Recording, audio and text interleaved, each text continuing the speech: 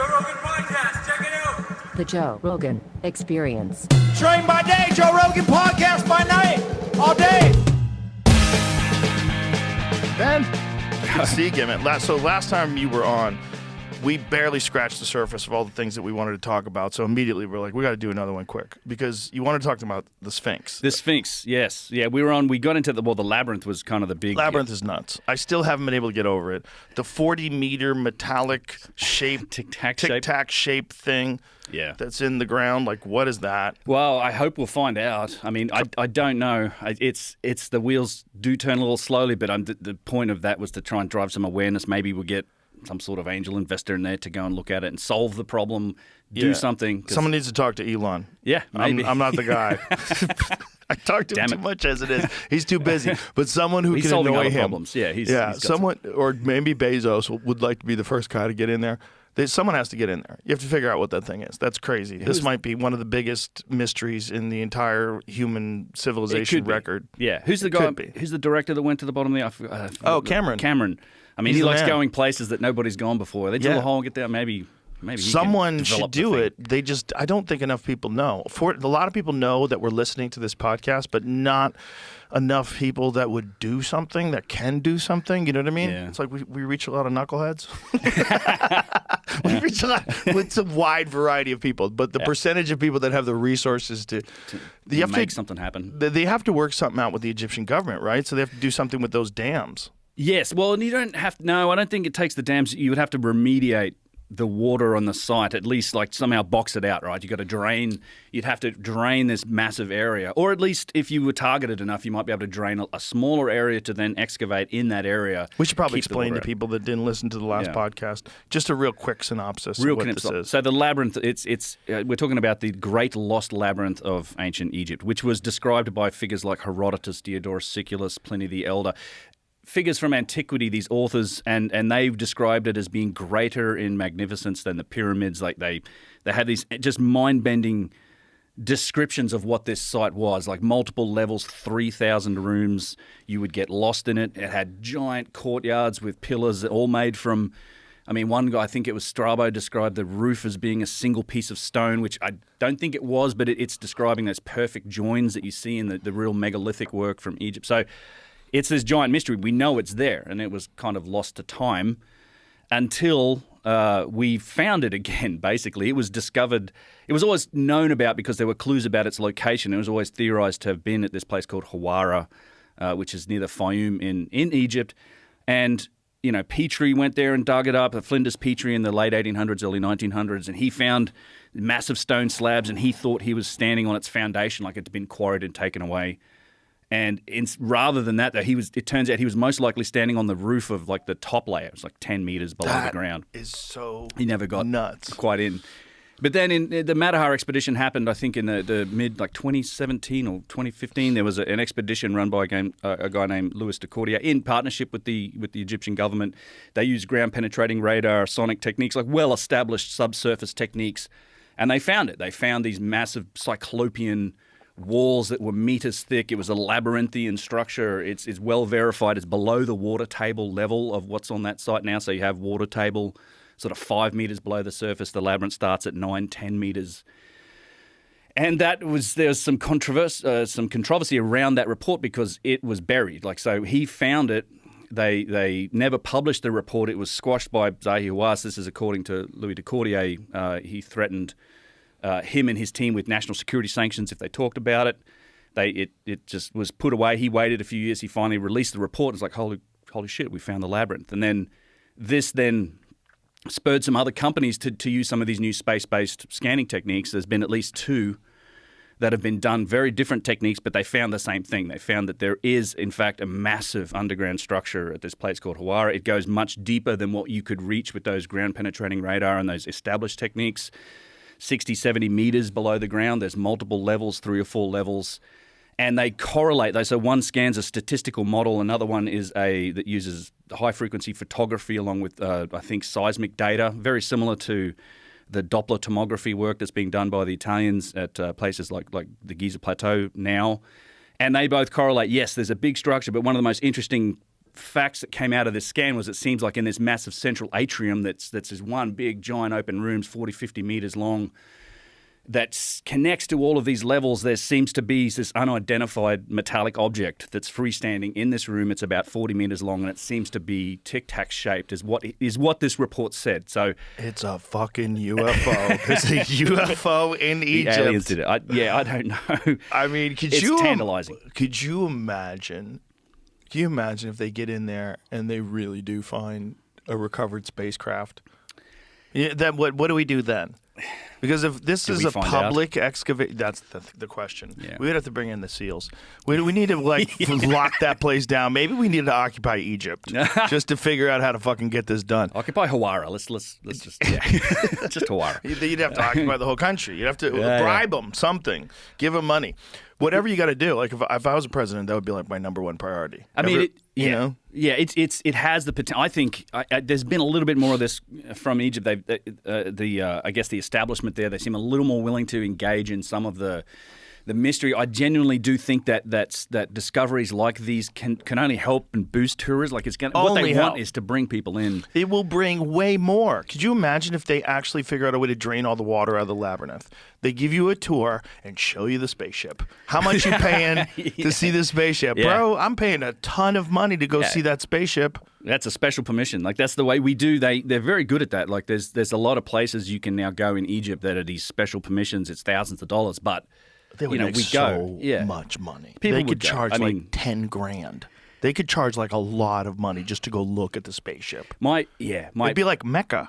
Like Mecca for UFO dorks. It would be insane to see. Depends who knows what. Well, the guy did say too. It didn't seem like any metal that he'd seen before. Like he couldn't identify what type of metal it was. Because it's alien, right? It's element 114. For sure, it's alien. It's made out of the same stuff that Comet's made out of. The AI Atlas. Oh yeah, the 3i Atlas. Whatever it is. The thing that's off gassing some nickel alloy or something. It's a giant nickel the size of Manhattan. That's jetting towards the sun. Although didn't NASA came in? They think they released their images. I think recently. I can't remember. There's some images they came out and said, "Oh, the comet's doing this and doing that." It's doing a lot of weird stuff. Sure is. But it definitely seems to be a comet. Yeah. Unless you ask Avi Loeb, and he's like, anything can be a spaceship. Yeah, He's got a point. He's got a point. He does. We don't know what one would look like. We've not seen. Yeah. And, I mean, it's a small sample size as it is for interstellar objects, right? We have 3 to compare. But 2 of them have been really fucking weird. So I think the point we're getting at is, and this is the point of all these conversations, is that there's some stuff that is yet to be discovered that has previously been discovered that might be like, it might blow the dam down on all this stuff to the point where like, okay, whatever you think happened here, a lot more happened, and it seems way crazier. If the stuff underneath the Giza Plateau is correct, and if the stuff, which is like what, and if the labyrinth, if they can show you that this not only was Herodotus depicting an actual place, but we can show it to you, and it's preserved, and it's been under the water for 50 years. Yeah, it would be amazing, and yes, I think some of these things would knock down everything. It's a house of cards, right? I think there are elements of that are that are obvious. I mean, not obvious, but people can explore them, and it starts to knock down the house of cards. It's how people end up with this, just looking at the contradictions in ancient Egypt. But there are other examples of what I would say, like these things like the Matterhorn expedition that have been discovered, but then sort of covered up and kept secret. Right. And a lot of them have to do with, you have the same tie-in with these ancient stories and accounts from history, not just from the Roman and Greek historians, but also the Arab historians, like Al-Masudi, for example, the Herodotus of the Arabs, they called him. You know, he talked about tales of these tunnels and chambers beneath the Sphinx, that there were rooms beneath the Sphinx that then led out to like 3 different tunnels. You have a number of other Arab historians from as far back as like 600 AD that have stories of getting into the pyramids and then getting lost in tunnels and chambers beneath them. Jeez. And, I mean, there's a lot of these. You hear these stories of like the Hall of Records, right? The people like Edgar Cayce, the American psychic in the 1940s, who Edgar. Have you heard of Edgar Cayce? Yes. You must have. Yeah. He would fall into these trance-like states, and he'd have these visions. He's called like the sleeping prophet, they would call him, or he's like one of the Americans' psychic. And it wasn't just about things around Egypt. He did prophesize and talk about locations for 3 halls of records, which were these Atlantean caches of information, like a pre-Diluvian civilization. He did call it Atlantis. But he would also have these predictions about the stock market, and a lot of people made a lot of money based on his predictions, and that led to the... He was really good at it? Oh, yeah. So apparently, whether it was luck, I don't know. I mean, Because that's always the question when it comes to, like, psychics. If you were a real psychic, why wouldn't you make all the money in the world from the stock market? It did happen. There was a lot of people made a lot of money, and he did evidently too as well, and... So that led to the formation of something called the Edgar Cayce Foundation, or the ARE, the Association for Research and Enlightenment is the name of them. They're still going strong today. And they've been looking to try and find his halls of records, and they've been trying to verify the Cayce's predictions. One in particular that they have been chasing down is the famous hall of records, which he said was beneath the paws of the Sphinx. So there's not, the stories of this Hall of Records and these rooms beneath the Sphinx go back thousands of years. Just not just the Arabs, but also Herodotus and these other guys also talked about that whole area, the Sphinx and everything else being vastly more ancient even than the pyramids. But there was some work done that happened in recent times, like in the 1990s. Well, there's been a search going on since the early 70s that the ARE has been involved in. And a lot of this is quite secretive. A lot of this has never really come to light. But there's some, until very recently, in fact, there's been some footage that came up that showed that there are, in fact, tunnels beneath the Sphinx that may well have been explored. We're not quite sure. But it's an interesting story. So it does involve Mark Lehner and Zahi Hawass, who are the authoritative figures involved in Egypt. Are they bottlenecking this as well? Well, do I have to go give them a hug? Maybe. Say, come on, guys, join us. Allegedly, we'll blow you up. We'll make you like so much more popular. We'll help. We'll get you more tourism. That's I think the current guys that have been running the Department of Antiquities are embracing a little bit of that idea, but I do think there's been a little bit of gatekeeping that's happened. Well, I think it's a generational thing. I agree. I think when you are an academic or you are a person that's in a position of power like Zahi is, and you've been running things for so long, and this new thing comes along, it's very threatening. And when there's a lot of movement and momentum behind it, it's very threatening. But that thing will just embrace you. If you say, oh my goodness, look what we've learned. We've learned more new, amazing things about, wait for it, Egyptians. Yes. Like, it's the same people. It's just older.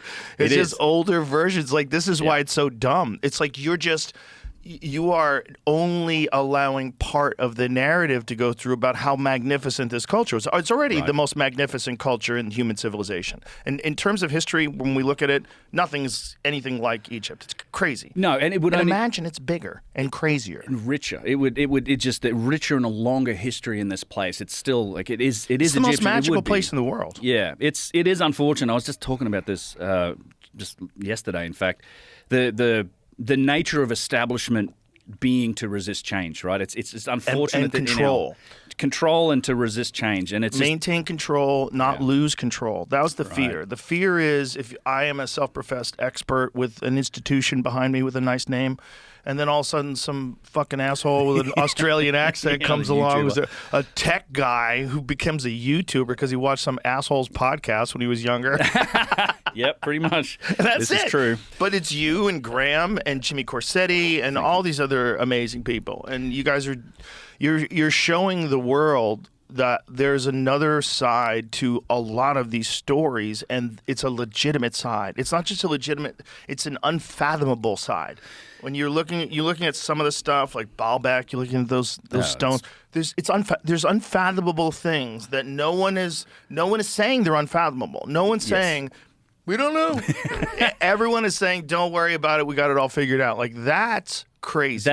I agree. I think embracing them, and I think I've made this point before, but it's the nature of the discourse that's changed that has forced, I think, a stronger reaction from the establishment. Yes. The general public views things differently now. Well, the general public's involved in the discussion now. If you go back more than 60, 70 years, I mean, general public didn't have access to this information. These discussions only happened in societies and in universities, but with the rise of firstly alternative authors, and then the internet. Now everybody's got a chance to have a platform and a set of ears to hear this information, and it becomes more popular. Guys like you have had a huge impact on the popularity of these topics, and that's I think what is threatening. They've always been popular. The problem is they haven't been legitimized.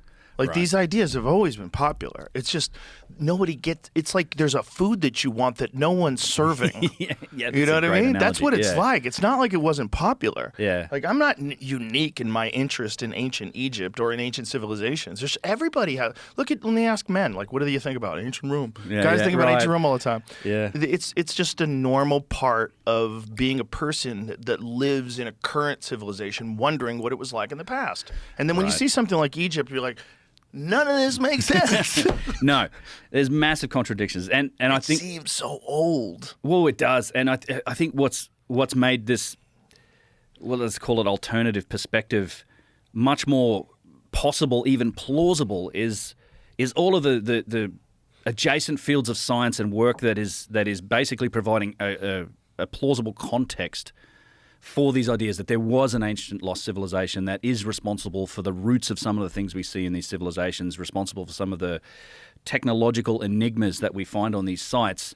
And that, this is all stuff that's happened in recent years in adjacent fields of science, things like the extension of the human timeline, the evidence for severe erosion on these sites, our understanding of climate history and the extension and of the human cataclysm. timeline is huge. That's huge. Because, Jesse Michaels and I were just having a conversation about this. I was like, imagine if you would not lose any cognitive abilities, no decline at all, and modern science figured out a way to let you live 1,000 years. Imagine if you're a person who's working on material sciences and you're doing like 3D printing. You get to live 1,000 years, and you're a researcher, and you still show up at work every day for 1,000 years or 10,000 years. That sounds nuts, but it doesn't. Because if you can extend life, for a very prolonged, especially with gene editing and a lot of the other crazy, who knows if they already figured that out back then. Data brokers are invading your privacy. They're recording everything you do online. And if you live in the U.S., they're selling your information to anyone and everyone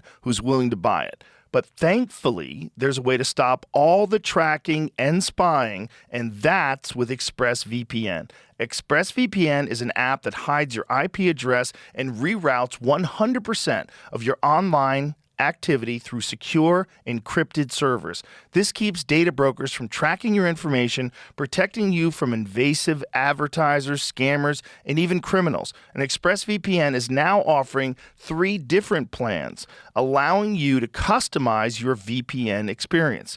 The basic plan starts as low as $3.49 a month. That's less than 12 cents a day. Or if you want all the bells and whistles, including identity protection, credit monitoring, and a dedicated IP, just choose one of their more premium plans. It's up to you. Plus, right now, you can get 4 extra months of service if you tap the banner or go to expressvpn.com/Rogan. That's a price as low as $3.49 a month plus 4 extra months of service. Go to expressvpn.com/Rogan. And if you're watching on YouTube, get your 4 extra months by scanning the QR code on screen or by clicking the link in the description. I mean, there seems to be some evidence that they might have. Because what about the Sumerian kings list? Well, this is a big part of it. Yeah, I mean, not just them, but almost every civilization that talks about, even the Bible, it talks about pre-Diluvian or pre-flood civilizations, often talks about people living for hundreds of years, if not longer than that, thousands of years. You have an Egyptian kings list that does the same thing. But even in the Bible, Noah was 600, right? So you have, I think something like that. You have many examples of these, what they would describe as pre-cataclysm or pre-flood civilizations where people live for a long time. But not just there's an extension of individual human timeline, but we also know that there's an extension of the human, like how long humans have been here. Right. Right? Because that's going back further and further all the time. We have skulls and fossil record evidence now where it's just slightly more than 300,000 years. Genetic and studies into teeth morphology make the possibility open to 700,000-800,000 years. There was a skull found. Yeah. I mean, I think that's more of a Homo sapien clade skull. So it's like may not be Homo sapien exactly us. It might be a Right. variety, but that's a whole other aspect on this too.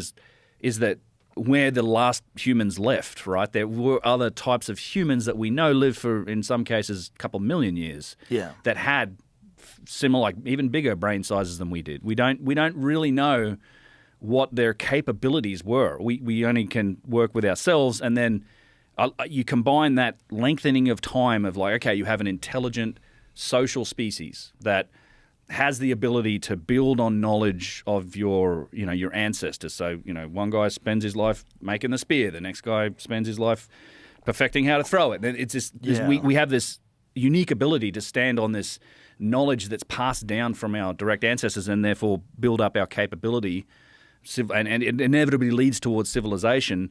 And if you stretch that way back in time, and now you look at things like the climate history and the history of cataclysm on this planet, this possibility that these civilizations may have arisen and then been completely destroyed at some point over the last several 100,000 years, you can't just dismiss that. There's a strong possibility that it's possible.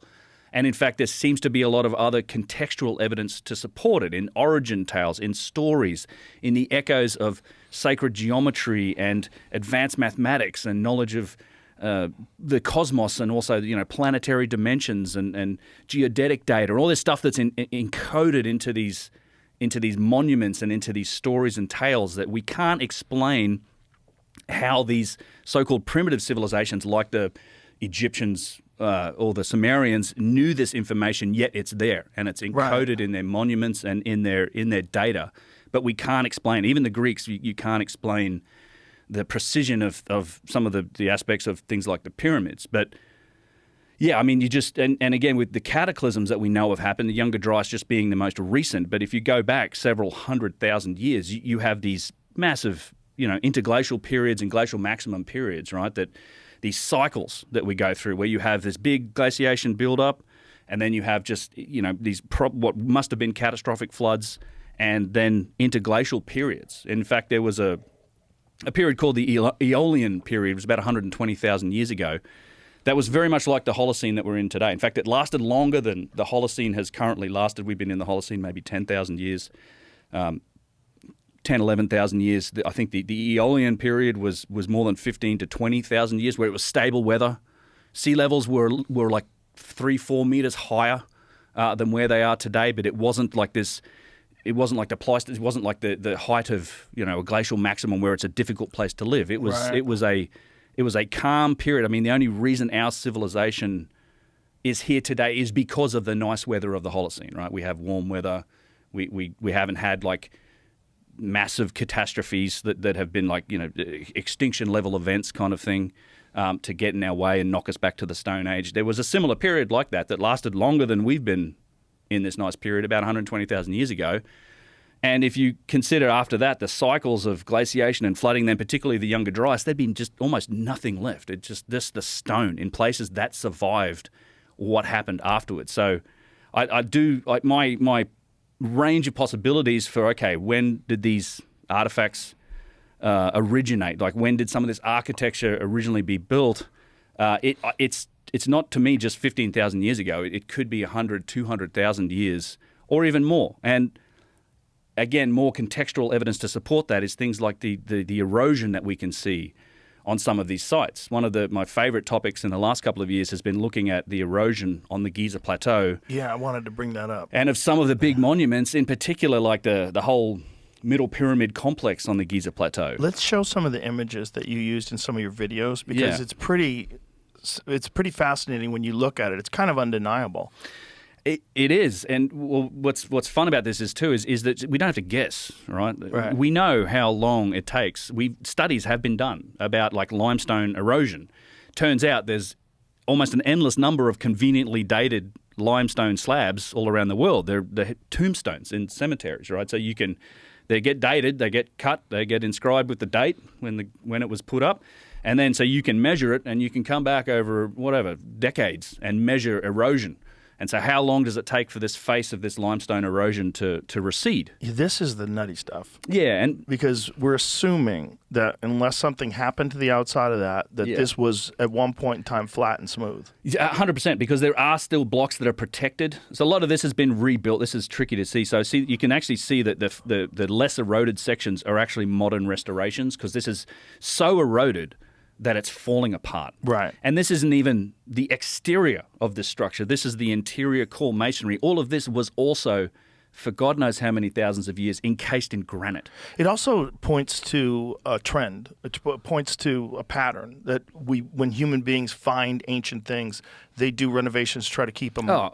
Yeah. Yeah. Which is one of the things that's been, Again over and over again. yeah. We've talked about that. Yeah. There's so many structures that seem like there's multiple timelines working on the same exact ground. It is 100% a human tendency to renovate and restore all of these, to reuse these sites. It's been Even in going a on- gross way, like what they do with the Sphinx, like the paws, that's gross. It is. But it's we're renovating it and restoring it to use it as a tourist attraction. Like the Romans renovated it and restored Right. it to use as a ceremonial center. But it's a very shitty version I agree. of the original. Yeah, I agree. And there's a lot of assumptions. You're assuming you knew the form of it. You're making your own form Yeah. over the feet. I have a problem. Yes, that was one of my problems with they were talking about restoring the middle pyramid, like the third pyramid, like the Menkaure pyramid, the small one. Yeah. It's small, it's monstrous. But it has these granite casing stones, right? And the last of the top 4 or 5 courses are still there, but it was at least 15, 16 courses of granite. And there's just all this granite, these massive granite blocks and rubble. And Mustafa Waziri, who was at the time the head of the Department of Antiquities, was talking about, we're going to rebuild it. We're going to put it back together. God. And I know this, and I'm like, please no, because... What an asshole. Well, he did something cool, which was he excavated in front of it. He did show that the courses keep going down. But then he's like, we're going to restore it. I'm like, dude, they would use concrete. It would be a facsimile of what it once was. Is he still around? No, he actually, because he said that, there was a lot of international outcry for that very reason. And then, in fact, the government formed a tribunal to figure out what to do. The tribunal was headed by Zahi Hawass, and he lost his job. So Yeah, he's not in that. Yeah, don't restore that's pyramids, not happening. bro. Yeah. That's crazy. Nobody wants to see the restored pyramid. I'm You all want for- to see yeah. what's left. Yes. Well, we can use our imaginations Yeah. to... They are restoring a lot of things. I don't necessarily agree with this either. Things that are actively falling apart, sure, you need to buttress them. Like a lot of this wall. So this is part of the middle pyramid complex at Giza, and there's a lot of blocks like this. There are limestone blocks that are 11, 12 meters long, like 4 meters wide, 200-300 tons, that were stacked up on top of each other, and they eroded so greatly on the inside that they've actually fallen over. At some point in antiquity, they've fallen off. And so they are trying to buttress and support things that are going to fall. I'm all for that. But, there's a lot, just the amount of erosion that it takes for that to happen to blocks like this, of this nummulitic limestone, which is a very hard form of limestone, full of fossils. And you're talking like 2-3 feet in some places of erosion of limestone. And if you look at the studies that have been done into like limestone erosion rates, and there's been several. They've studied them in coastal wave action environments where it's like getting battered by waves. They put in rivers. They put limestone cubes on the top of one of the governmental buildings in DC and left it there and studied it over decades. And they're like, okay, it's tiny amounts. But in a normal weathering environment, right? This is assuming a lot more rainfall than what happens in Egypt, which gets very little rainfall, by the way. But a place like Washington, Currently. D.C., or somewhere where you get like 40 inches of rain a year, something like that, it would take of just normal weathering erosion to do 2 feet of erosion like this more than 100,000 years.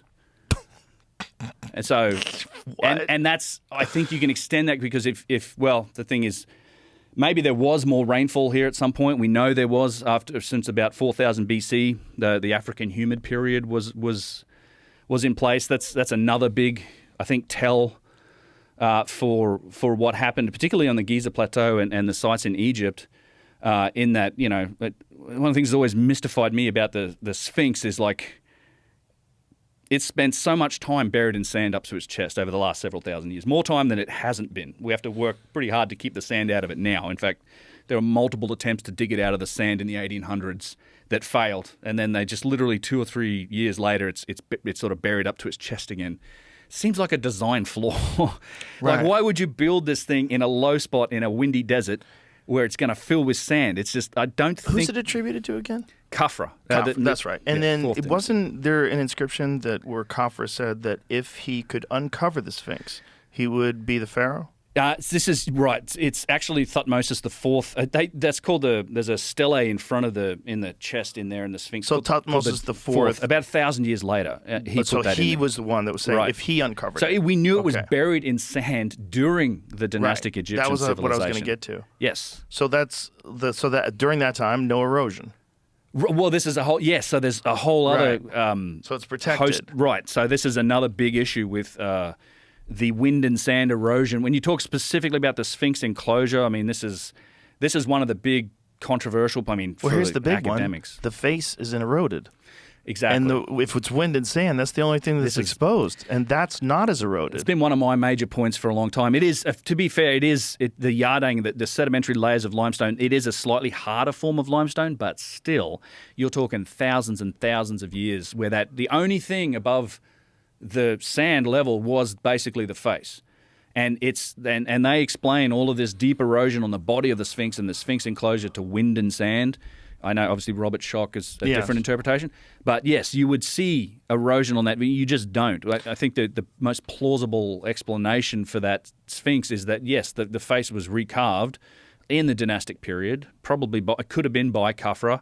Well, actually, may well have been before that as well, because there's other evidence that suggests that the Sphinx was already buried in sand at his time. The attribution to Khafra comes from two main sources. One is its position.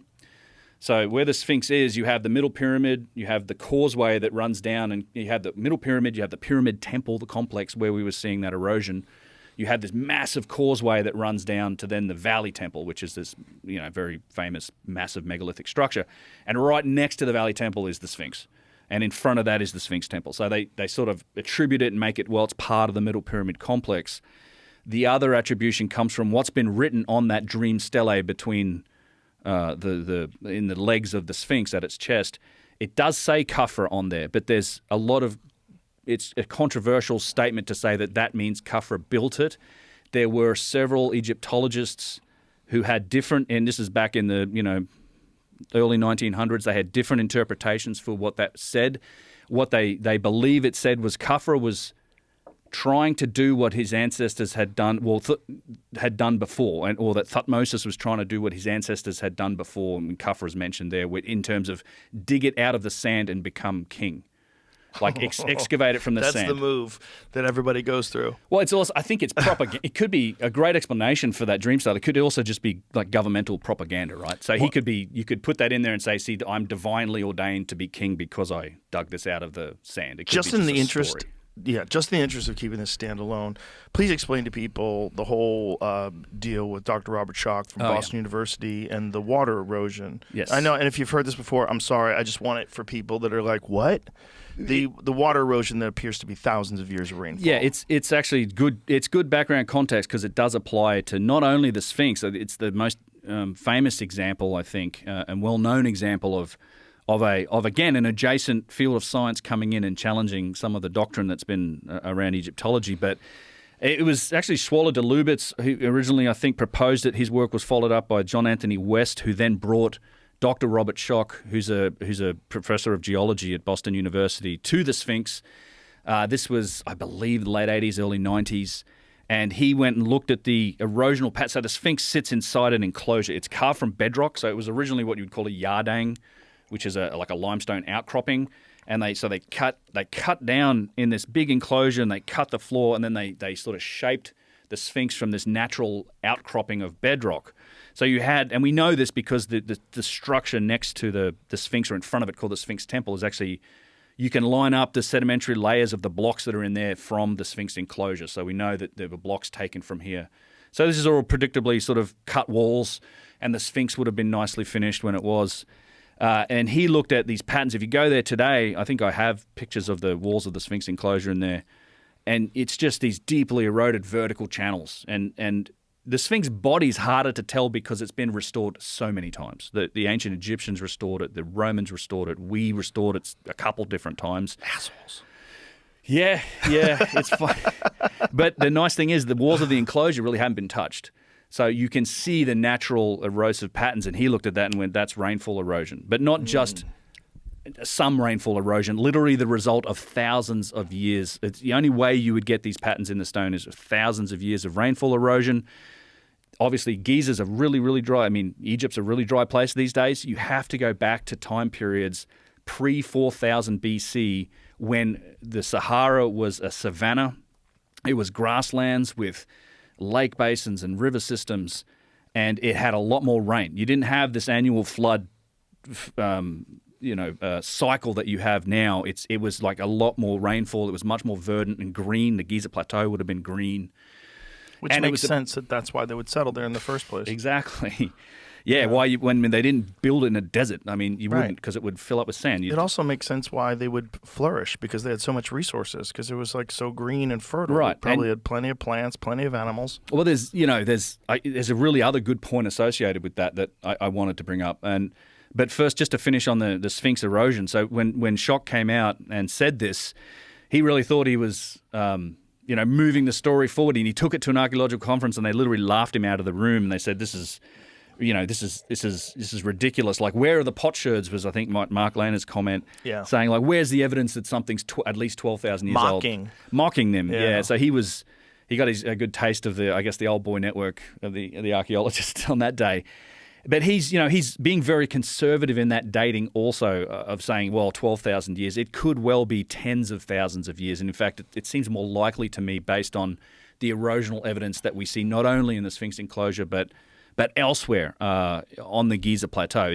There's many places where you see just a huge amount of erosion that you can't really explain within the timelines and the climate of dynastic Egypt as we know it from roughly 3000 BC till even now, because it's still eroding, right? But yeah, it could be vastly more ancient. I actually think there's something else that came out. Was it earlier this year? I think it was much earlier this year, or maybe late last year. But there was a study done that showed that during the African humid period, so this period of time before the desertification of Egypt, the Sahara becoming a desert, when it was green and there was more consistent rainfall, there was obviously a lot more water in the Nile, as we call it, and it had different channels. One of the things they discovered was that there was a branch of the River Nile, and it's called the Aramat branch, and it was in places up to a kilometre, most of a mile wide, so it was quite an extensive branch. But it turns out that all of these valley temples on all of these pyramid sites, from Dashur and Saqqara, Abu Sir, Abu Ghurab, Giza, all of those valley temples were built on the shores of this extinct branch of the Nile. So it's like pyramids. When you look at a pyramid, it's not just a pyramid. There's a whole complex associated with it. There's a temple, or there's a structure at the pyramid. There's a causeway. There's what they call valley temples down, and it's like these were all built on the shorelines of this branch of the Nile that disappeared somewhere between 4,000 and 3,500 BC, but it was in place for thousands and thousands of years before that. And today, if you go there and they say, well, the Valley Temple, yep, they would ship the stones from Aswan, and it'd be like 3 months of the year it would flood enough where you can get a boat in. I mean, I've seen pictures. There are pictures of when that flood happened before they built the dam and stopped that process. And some years it's a puddle. You're talking about boats that were carrying hundreds of tons of granite, and only in a 3-month period of year can you get them in there. There would have been many years where there's not even remotely enough water to get it anywhere near the Valley Temple. I don't think they even use boats. Oh no, I don't either. I mean, it sounds crazy to say, but I think they had a technology that we haven't even begun to mess with yet. The logistical achievements of the ancient Egypt, of what is represented in ancient Egypt, is like nothing you can see anywhere. I mean, there's Baalbek, and then there's, to me, the best example is the statue at Tanis. There's a statue. I mean, there's several of these 1,000+ ton statues. Like half a dozen of them. You get remnants of them, but there was one that was that was moved 1,000 kilometers. Like. 1,000 kilometers, and it was a single piece granite statue, easily 1,000 tons. Show that image, Jamie, if you would, please. I think it's giant objects in there or something. And this is Tanis in the Delta, Aswan down here at the quarry. I mean, downstream on the Nile, there's another example of the one at Karnak that's the whole shoulder and arm of a composite quartzite. Again, gigantic. It's the size of the Statue of Liberty, basically, like single piece granite, solid statue. I mean, there's all these pieces. That's a small one. Which is insane. That's Look at the people in the background and say that's a small one. Yeah, it's only 200 tons. I mean, it's 250 maybe. It's not. You have them 10 times almost that size. The crazy thing is Yeah, that also how beautiful it is. Oh, like how symmetrical it is. The workmanship on these is astonishing, and you can still feel like this is one of the signs. I think when you get to the finishing on some of these statues, that's a giant kneecap. There's one with an arm and a shoulder sort of poking out. That's a really good example. And that's Baalbek. Yeah. The point is, like when you talk about how beautiful that, like how that one that's lying down, Jamie. Oh, there's the back one, a couple. That one. Yeah. Look at the finishing on that. Like how incredible. You see his nipple. You see all the. You know what I mean? Thousands of years later, you see the detail on the headdress. You see all, and then you have to realize like this was done with people that didn't have steel. Yeah, and you can supposedly. Right. Definitely. I mean, later periods, like in the New Kingdom, they had some more iron, not necessarily steel. But you notice something else here. Like, see that cartouche? Mm-hmm.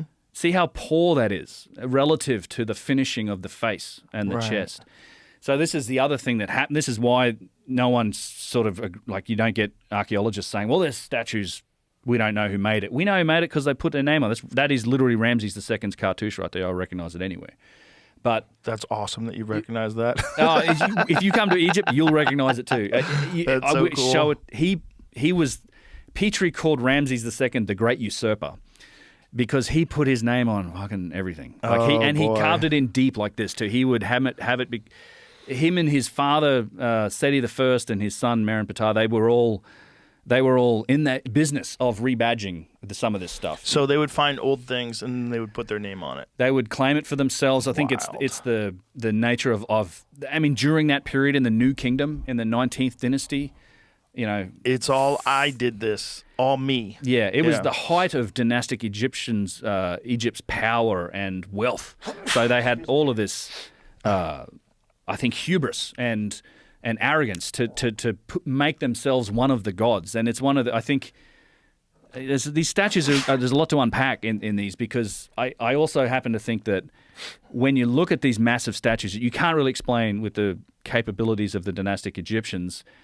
I think it also explains their iconography, because if they inherited these giant statues, like those are the gods. Like you're looking at this, imagine a statue the size of the Statue of Liberty standing out in the desert, and it's just sitting there looking at you with this face. And the craftsmanship on these are amazing. You kind of see it here. You see how the eyeballs are like tilted down almost, and it looks like a smile on the face from here. But it's perspective. When you stand beneath them and you look up at them, they're looking at you. And it's not so much. It's not a smile. It's just like a straight line. It looks straight. They've shaped these faces for perspective, as if you're viewing them from the ground. They're absolutely incredible. And there's also been studies done on some of these that show that faces are pretty much perfectly symmetrical.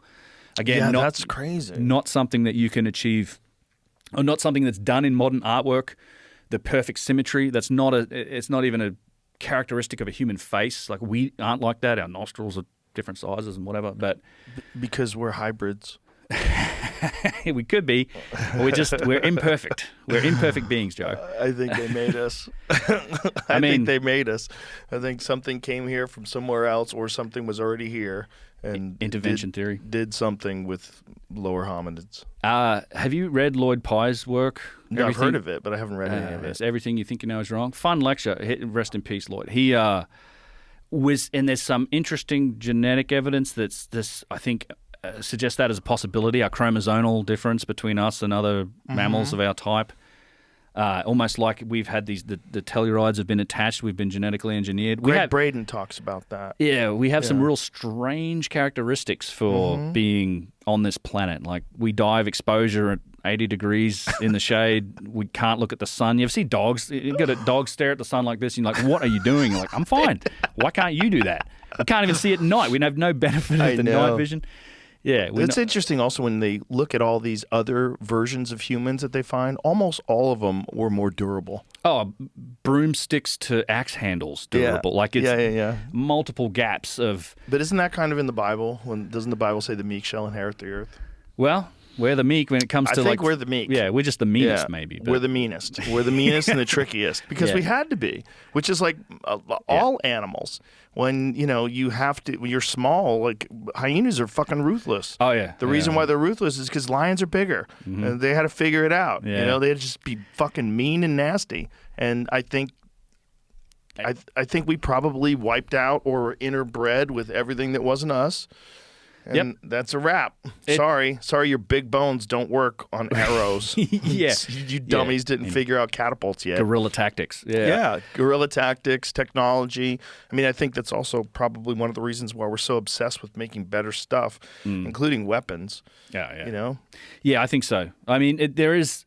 I don't rule out personally, my opinion, I think there's either via panspermia or intervention theory like that, where we've been. There is a huge mystery as to both our species and then how life itself kind of kicked off. Like that's even panspermia is like kicking the can down the road problem. Like how does DNA happen? Because one of the most interesting things to me is like DNA as a technology has never changed, right? So from single cell organisms right down through to us, the way life is expressed as a technology, DNA, like how it expresses life has changed, but DNA I don't think has changed. Like it's like this one way that life expresses itself, and how it forms is like the actual origins of life. It's DOS. It is HOS, human operating system. Yeah. Life operating system, something like that. What is your take on those tridactyl mummy? I don't know. I think there's. Did you see Jesse Michaels' episode on it? Not all of it. I've seen some of it. Yes. Or the scans. You see the scans. I've seen the scans. Yeah, I saw some of the. I've seen a lot of the information. I don't want to get tricked. So I'm but Jesse said that seeing them in person, I just talked to him about it. He said it was otherworldly. He said it was incredibly strange, like very, very surreal seeing them in person, because it really does feel like it's a different species. Like you're looking at some different species. My take on that stuff is honestly, it's like sure, like to me, the whole alien. Other life in the universe was settled. I mean, it's a mathematical certainty. Like the Kepler mission showed it. Like, it's a mathematical certainty that life has to exist in other places on the planet in some form. In some form, and then you multiply that out across the span of space and time. Is it possible that we're being visited? Is there something to these phenomena? Yes, I think so. It doesn't. I'm skeptical that we'll ever really. I hope maybe my lifetime we'll know, but would it change what I'm doing if we had that realization? Not particularly, I don't think. It's just we could be part of the Galactic Federation. I'd be like, well, that's cool. I think it'll give additional perspective. Like let's go way out there and put that fucking tinfoil hat on tight. If they open up the labyrinth, if they figure out a way to drain the water, and they do find out that 40-meter long metallic thing is something from another place. Interdimensional. Something from another place. Right, yeah. Or maybe break up civilization. There's a lot of people that think that there were, like there's us, and then there's Neanderthals, right? And then there's, they all coexisted at one point in time. What if this thing coexisted with us as well? And this is a different version of what we will eventually be. Just like let's imagine human beings, we maintain a presence on this earth for the next 30 million years. Let's just imagine that. Could be crazy, but it's happened before with crocodiles. If we did, what would chimpanzees be like 30 million years from now? Evolution wouldn't stop, right? Right, it's not going to stop. They're already using tools, right? There's speculation. I mean, there's various scientists that believe that you can make an argument that many primates are in the Stone Age. Yeah. That they've entered into the Stone Age. Cool. So let's assume that this keeps moving in that general direction without our intervention, which I'm assuming some foreign countries probably would engage in that, and one of them might be America. we know secretly, like if we're doing this gain of function research on viruses that wind up killing 1 million people, you don't think that we're gonna, if there's some sort of there was talk during the I believe it was World War II, where Russia was. There was talk of some sort of a hybrid between a human being and a chimpanzee, and trying to devise that for soldiers.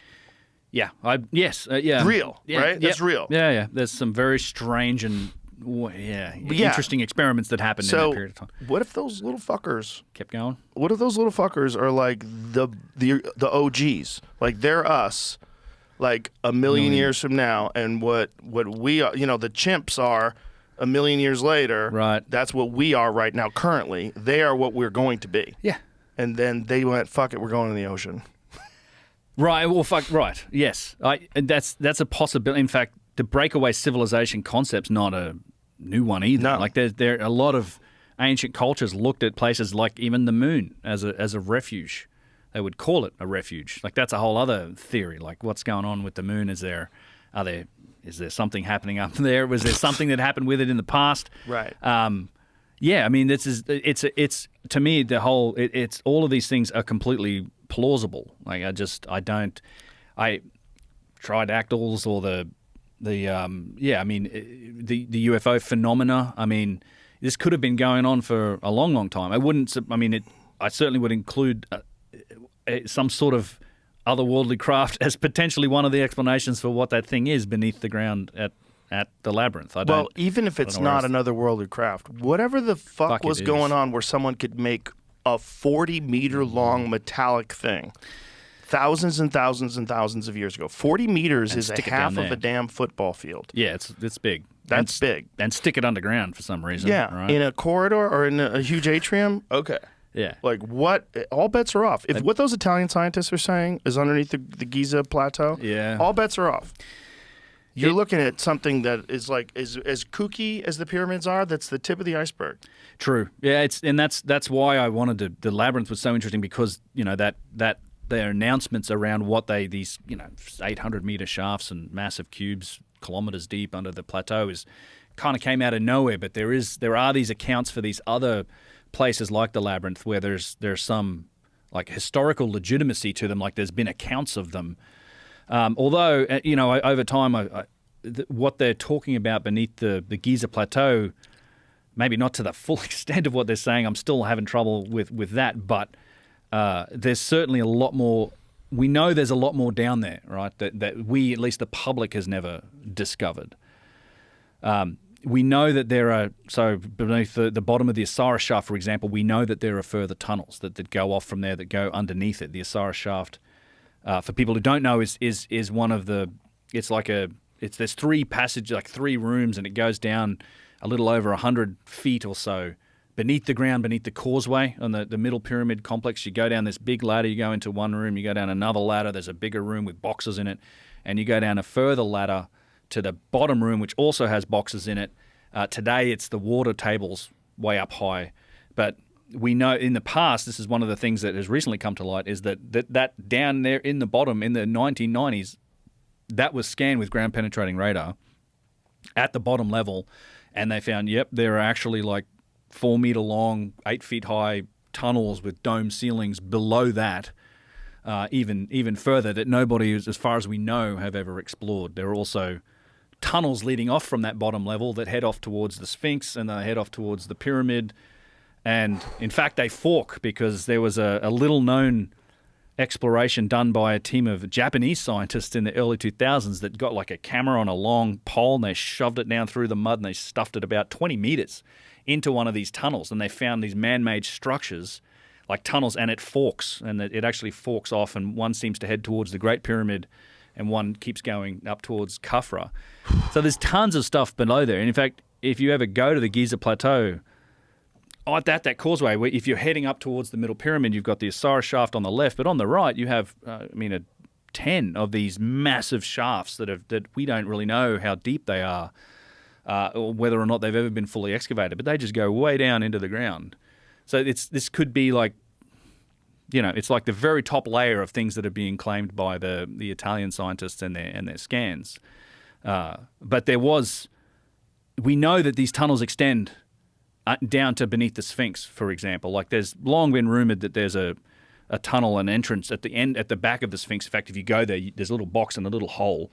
It doesn't go anywhere. I've stuck a camera in there and had a look, but this is what happened in the 1990s. So John Anthony West, I'm sure you've seen it, Mysteries of the Sphinx, right? Yeah, Super he's been famous on a couple documentary. times. Yeah, I know he has, but you've seen his work. Oh, yeah. Wonderful documentary. Charlton Heston. Yeah. That's when that archaeologist is mocking. Yes. Graham Hancock and John Anthony West. That's right. Yeah. Do you know about the 3 T's of Thanksgiving? Turkey for eating, table for gathering, and touchdowns for winning. With DraftKings Sportsbook, an official sports betting partner of the NFL, every touchdown could bring you closer to cashing in before dessert. With DraftKings Sportsbook, all the action's in your hands. First touchdown, anytime TD, live bets, every play, every snap, every game counts. Big plays, bold calls, and bragging rights. When the games get good, the bets get better. And here's the best part. New customers can bet just $5, and if your bet wins, you'll get $200 in bonus bets instantly. When the touchdowns happen, we feast. Download the DraftKings Sportsbook app and use the code Rogan. That's code Rogan, bet $5, and get $200 in bonus bets if your bet wins.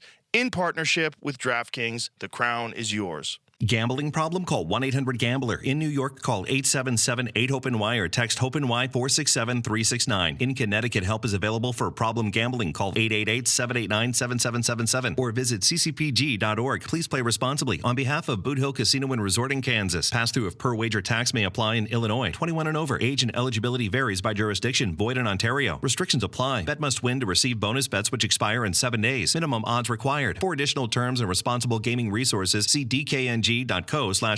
Limited time offer. Yeah, so he did that research, I think, in 1991, 1991. It came out, and John Anthony, he actually won an Emmy for Best Documentary, I think, for it. It was totally warranted.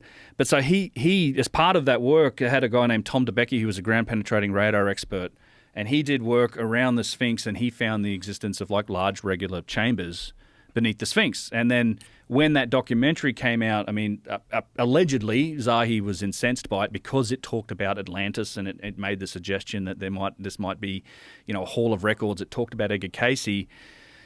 And he then denied after that, John Anthony West and Robert Schoch, any permits to do any further work. But what's weird is that Zahi and Mark Lehner have this long-standing connection with the Edgar Cayce Foundation, which is like it's this weird dichotomy. It's like on the public facing, they decry anything Atlantis-based, but then on the private side, they seem to be enabling explorations by the ARE. And in fact, they've been enabling the ARE to do drilling experiments and other things at the Sphinx since the late 1970s. And there was an expedition, notorious one, that no one ever knew what happened. It was called the Shore Expedition.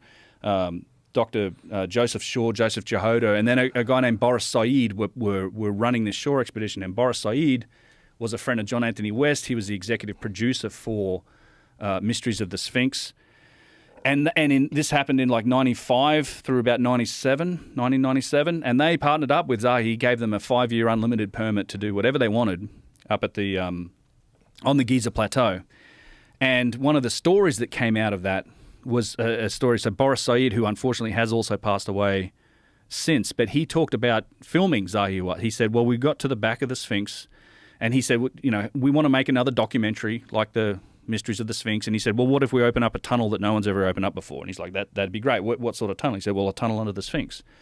And Boris Said said, that'd be fantastic. So I actually filmed him going into the rump of the Sphinx, standing down in there and saying, the quote is something like, even Indiana Jones wouldn't believe that he was here. We're standing inside the body of the Sphinx.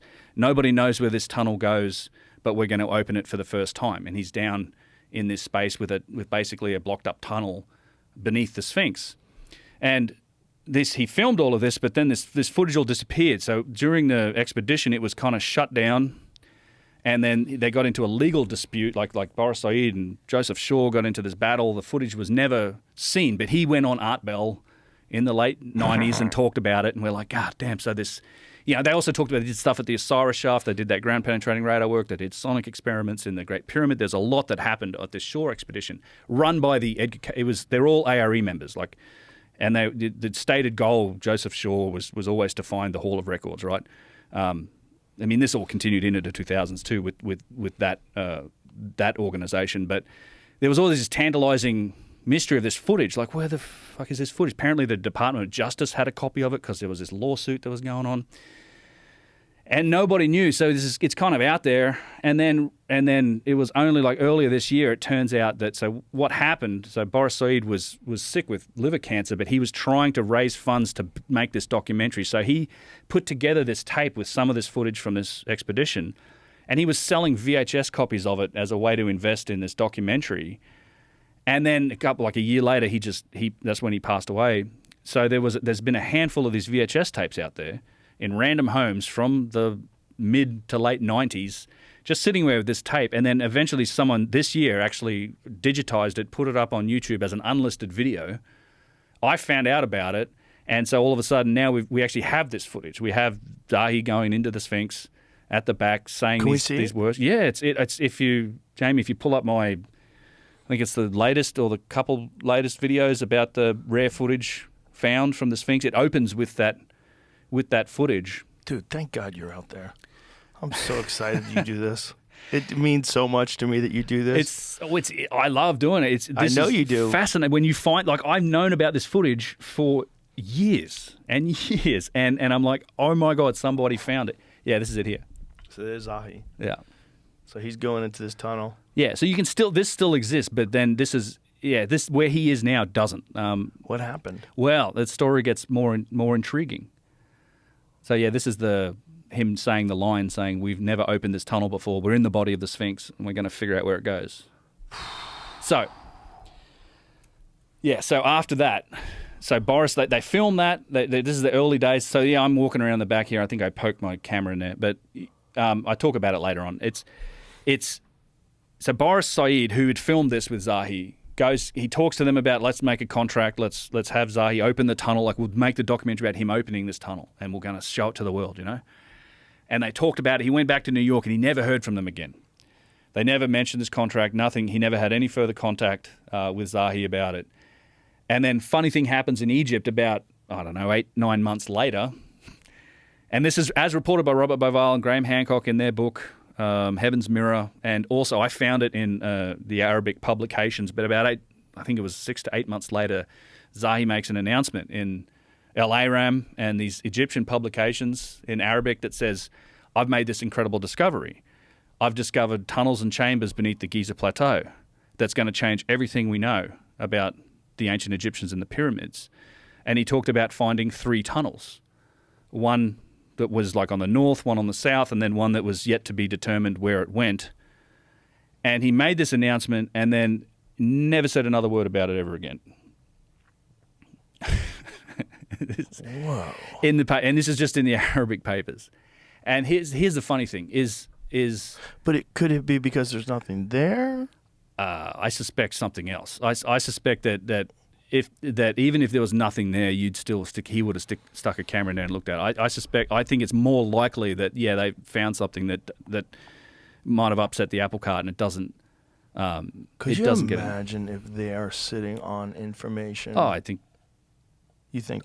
Yes, I do. I think there's been plenty of excavations and discoveries that I think were inconvenient for one reason or the other that have probably never seen the light of day. That's a crime against humanity. A little bit. I think so. I mean, it's, the funny thing that what he said too when I read that comment he makes about 3 tunnels, that's what Al-Adresi and El-Masadi said as well. These Herodotus of the Arabs, 600 to 800 AD, when they described the same the 3 tunnels, chambers and rooms. It's lining up with these, same as the labyrinth. It's lining up with these historical accounts, and then it's just you don't hear another word about it. And when you go to the Sphinx today and you finally pop that little box off its butt, the whole thing's been backfilled. Where you see that camera of where Zahi was standing, that steel beam's still there, but where his head level is, where he's standing, hey, this tunnel goes, it's like the dirt level's here now. Like it's all been backfilled. That's so crazy. Yeah. Why would you do that if there wasn't something in there? You would only do it if there's something in there, unless it caved in. Yeah.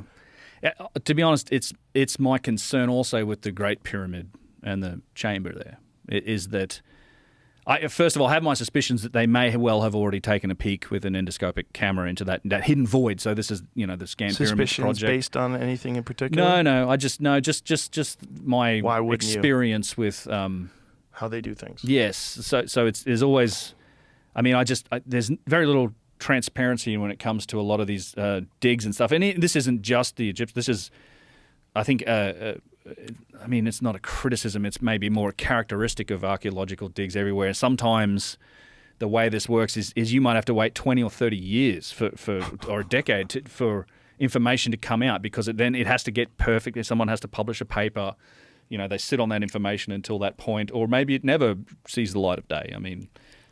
Because it's inconvenient.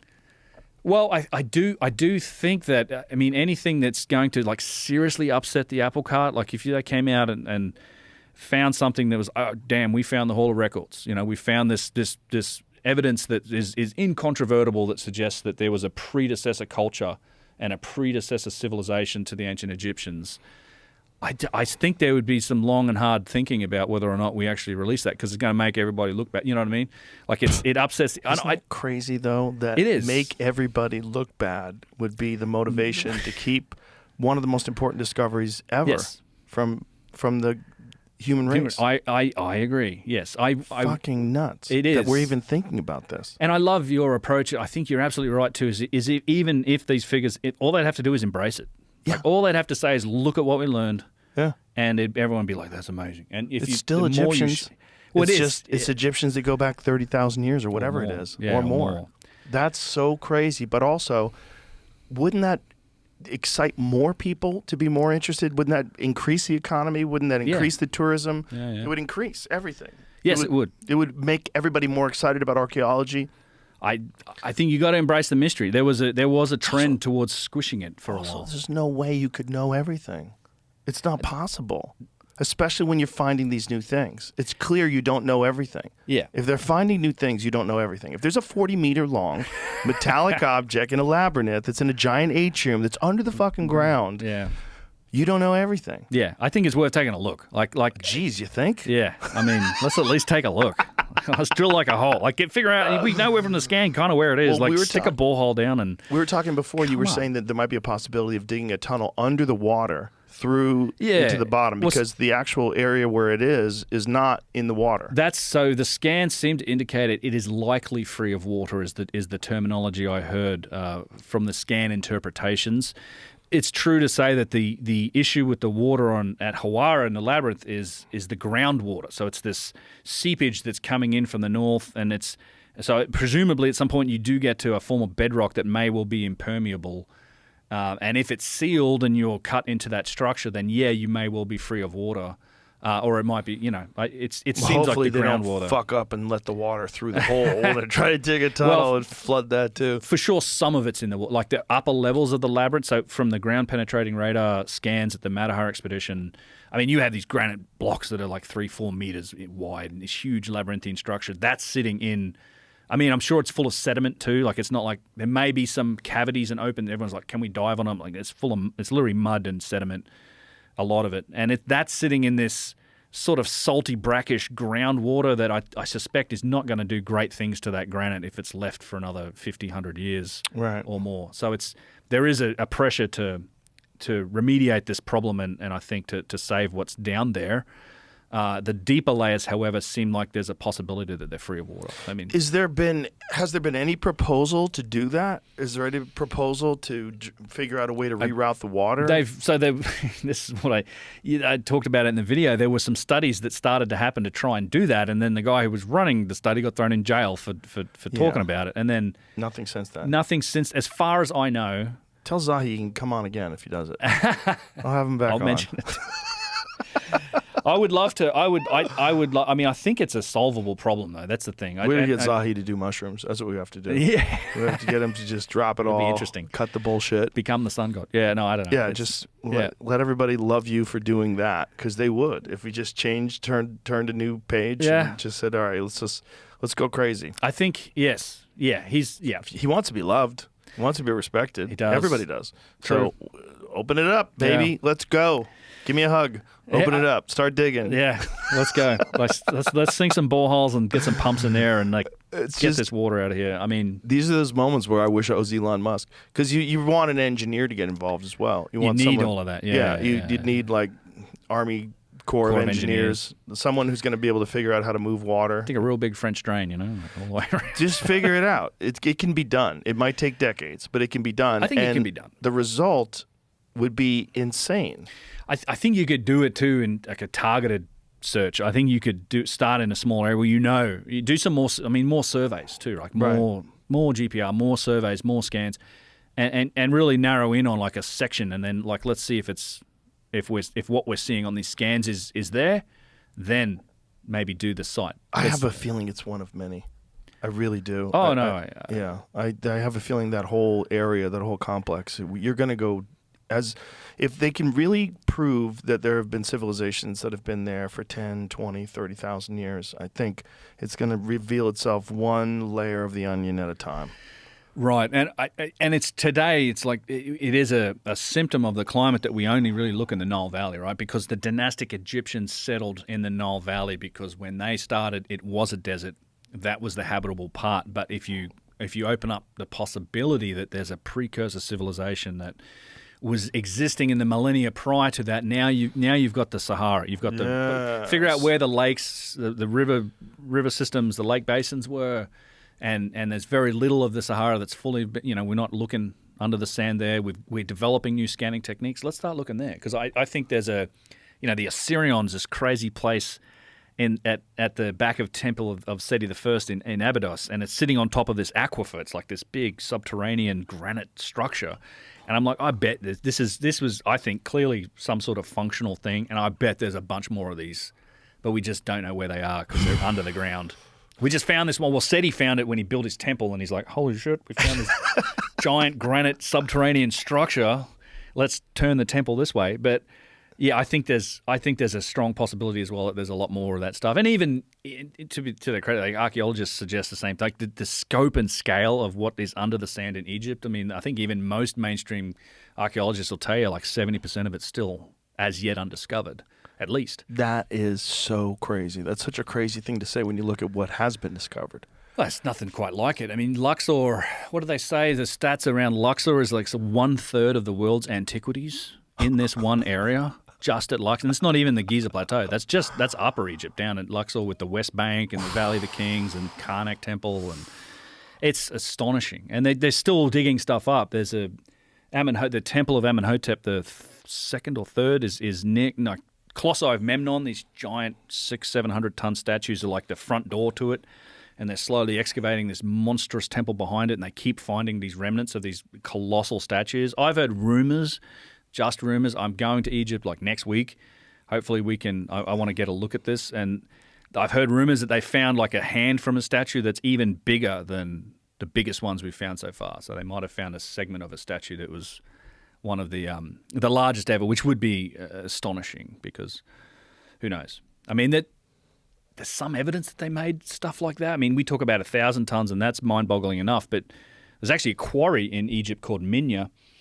It's like the unfinished obelisk, right? It's like the unfinished obelisk still attached. They never pulled it out. It's 1,200 tons. But at Minya, there's these. It's like limestone, and they've cut these blocks out. They're still attached. They've made these blocks, and there's even an inscription, like a rough inscription of a seated, like a seated figure on a throne, sort of drawn on this. That's what they were. As if that's what they were going for. But if you take the density of the limestone in the Minya region and you calculate its volume, it's in the realm of 5,000 tons. Oh my God! Yeah, it's who knows what was there originally. I mean, I think it's baffling enough that we have this these logistical achievements in that anything above really 300-400 tons Christ, above 100 tons over any distance is a massive challenge for anyone. I mean, us to move that sort of a load over the roads and things we have now. I mean, shit, even in Peru, you find similar logistical achievements. Like just came back from 5 weeks in Peru. I want to talk about that, but I have to pee so bad. Okay. So let's pause real quick, Yeah. and we'll be right back. Sorry about that, folks. And we're back. Have you speculated like why they wanted things so big?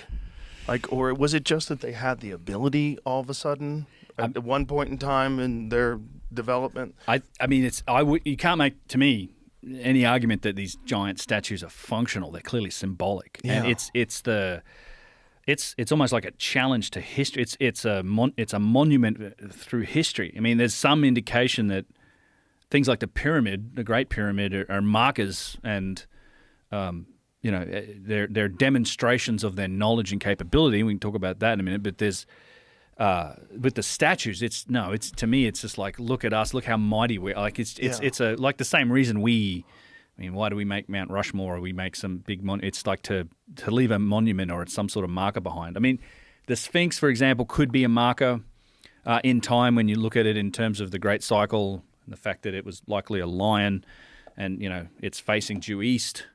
So that it could well be a marker for a particular moment during the processional cycle. Which could be either like 10,500 BC or 35,000 BC. Right, or plus 25,920 years. So it's each cycle of that. So this is the thing. I mean, the Sphinx, it's been talked about, even, like, again, you go back to Diodorus Siculus and Strabo and Herodotus, they talked about the Sphinx being vastly older. They're hearing things about it being older.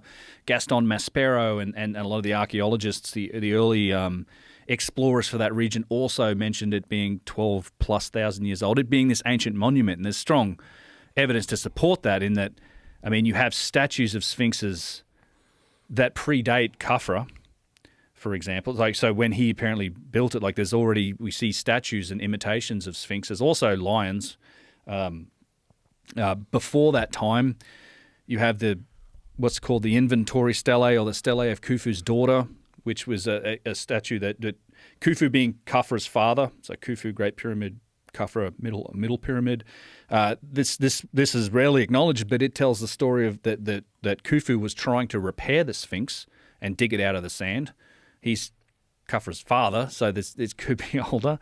But also the name, like the oldest name for the Sphinx is Ruti, and it's the two lions. It's Sekhmet and what's the name of the other lion? I have it here.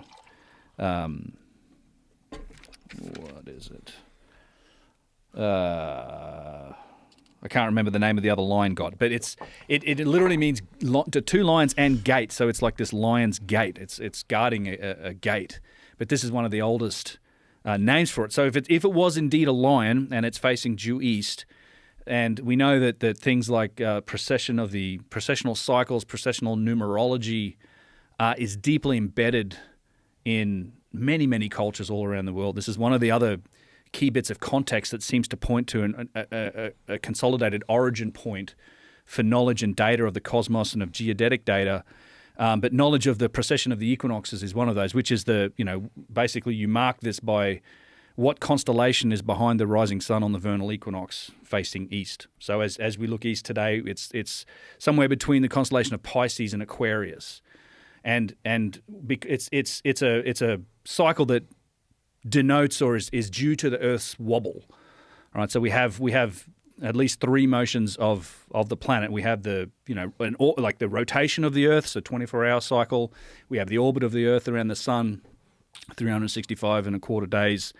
And then you have the precessional wobble. There's a couple more actually, and that is basically the Earth as it spins does this. It describes this little its axis. It describes a circle in space which changes the constellation. And it's a cycle that takes around 26,000 years. 25,920 is the typical description for it. And what that means is the backdrop of stars, as we're looking.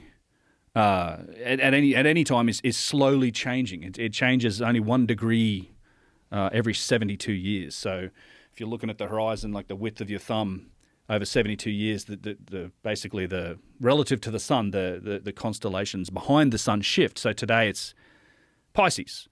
And we're moving into the age of Aquarius. And before Pisces was the age of Aries. And before Aries was the age of Taurus. And you go back far enough to get to Leo, the lion, which is another, the symbology and certainly the dynastic Egyptians, as well as many others, had very similar constellations and names for all of these constellations that we do. So I think there's a good indication that Sphinx could be essentially a processional marker talking about a specific time, which in our current cycle would have been, I think, around 10,000 something BC, but you could potentially add a whole cycle onto that to go back another nearly 26,000 years, which is an interesting possibility. Yeah, Well, it's interesting, but it's also nuts. It's very nuts. It's nuts comparative to our conventional timeline. Yeah. What is the conventional timeline for the acceptance of astrological signs? Constellations. This Aries. is. There's no doubt about the. The processional cycle is an observable thing. But naming them like Cancer, Leo. I don't actually know. It goes back. It's very common across multiple cultures. One of the craziest things. It's actually depicted on the ceiling of the Temple of Dendera in ancient Egypt. The same constellations that we have: Pisces, the fish; Aries, the ram. Leo, the lion. What do you think is the oldest accepted? Like, if we put it into perplexity, what do you think is the oldest accepted? I would suspect it's either the Egyptians or the Sumerians, because that's about as far back as written knowledge goes. It was the Sumerians followed by the Egyptians. I don't know if the Sumerians had a zodiacal acknowledgement, but certainly the dynastic Egyptians did, and that seems to have progressed from there down everyone. And the interesting thing, we have a sponsor, Perplexity. Yeah. Our AI sponsor. So clay tablets from Mesopotamia, Sumerian, later Babylonian, in the late 2nd millennium BC give the oldest secure written constellation names, including the figures like the lion, the bull, and the scorpion.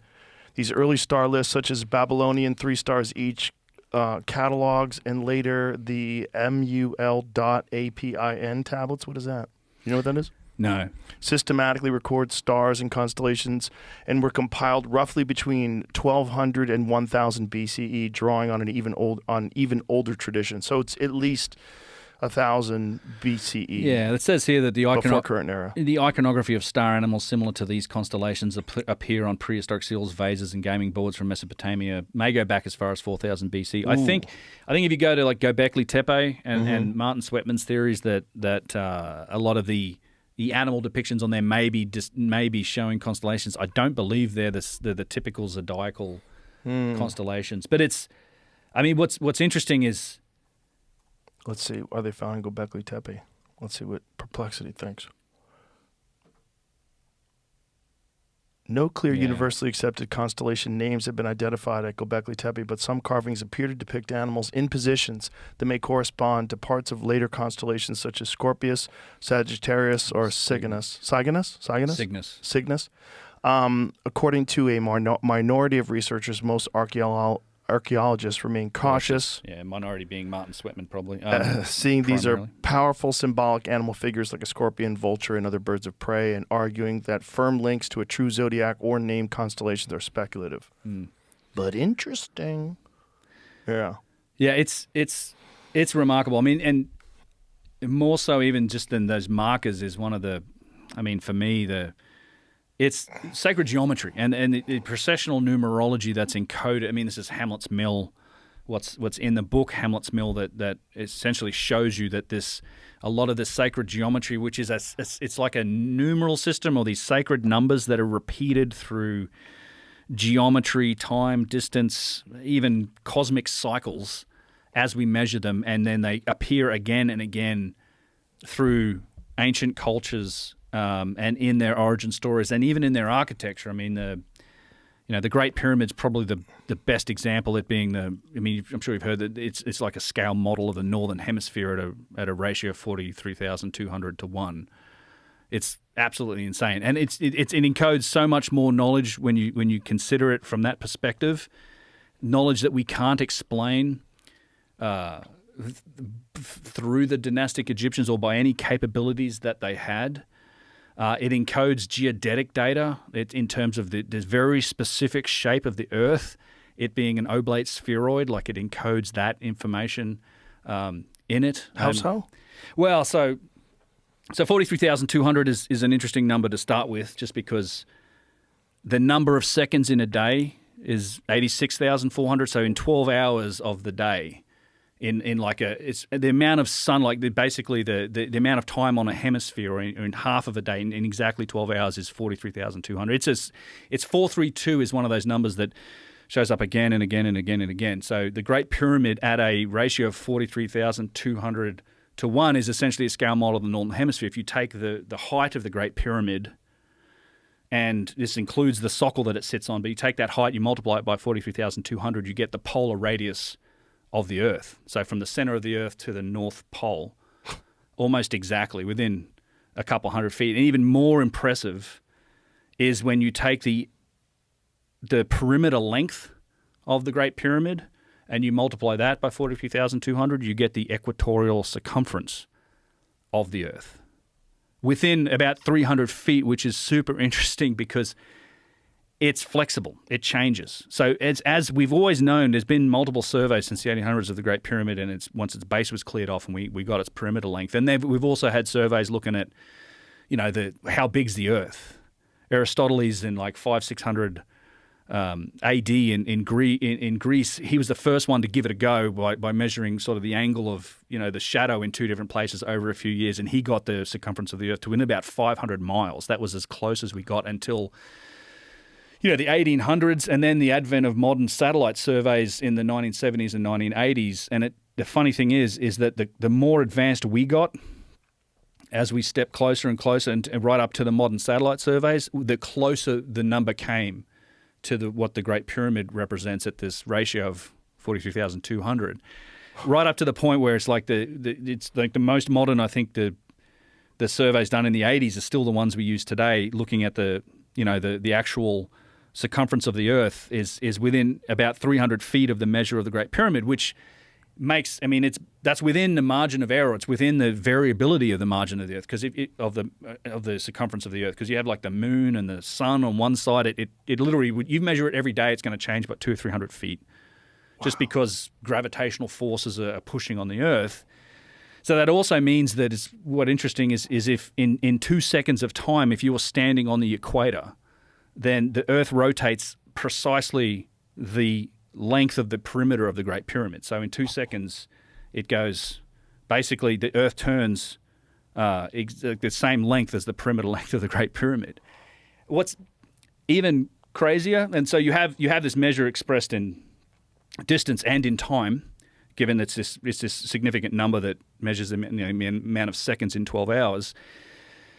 It also encodes geodetic data. So the Earth isn't a perfect sphere, right? We deviate from being a perfect sphere and this is, thank Christ, because it's like that rotation, that the oblate spheroid nature of the Earth, the what's it called, the spin, the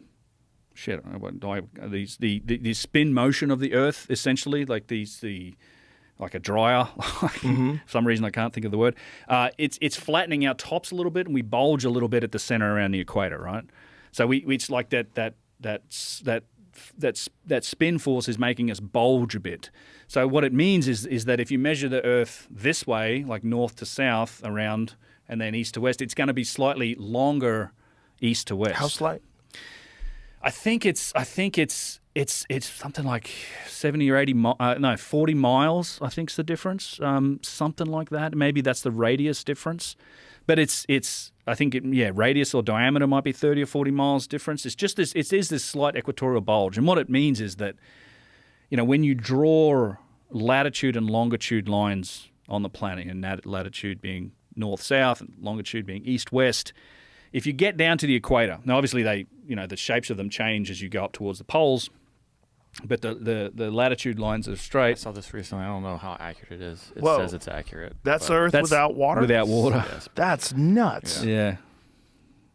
Rocky little ball, isn't it? Bro, that's crazy. Yeah, some of those oceans are deep. I don't know where that. Yeah, you think? Yeah. Jeez. That's cool. The most. That's bananas. That almost looks Wow. exaggerated to me, that a little bit. Wow. The most accurate model of Earth shape, accounting not only for its rotation, maybe but also for the distribution of the masses inside the planet, making the surface slightly uneven and deviating from a perfect sphere. Unlike a school globe, which depicts Earth as an ideal ball, the geoid resembles a slightly flattened at the poles and bulging at the equator potato, with the height variations of up to 100 meters due to the gravitational anomalies. This shape arises from the centrifugal. That's the word I was looking for. There it is. Force of the Earth's rotation, which inflates the equator by an additional 21 kilometers compared to the polar diameter. There we go. Interestingly, the geoid is used in GPS navigation and geodesy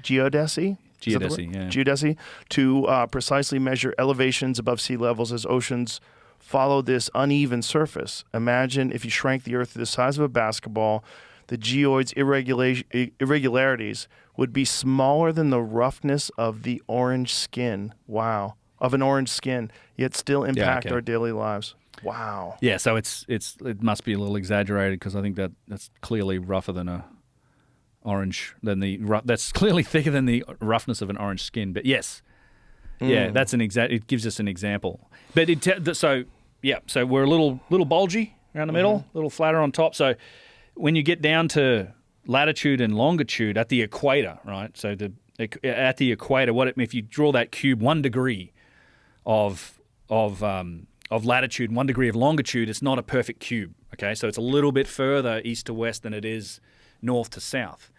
So if you cut that down into like 60 seconds of latitude and longitude, it's a smaller little square, but same proportions. You have the same ratio.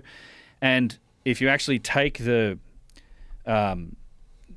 Great Pyramid, so there's the thing to understand about the Great Pyramid is that it sits on a sockle. I don't know if I've talked about this before, but so, we know because we have casing stones, we have that 51 degrees, 51 minutes angle of these casing stones. So we were able to really and we have a few of those still around the base from where they fell off.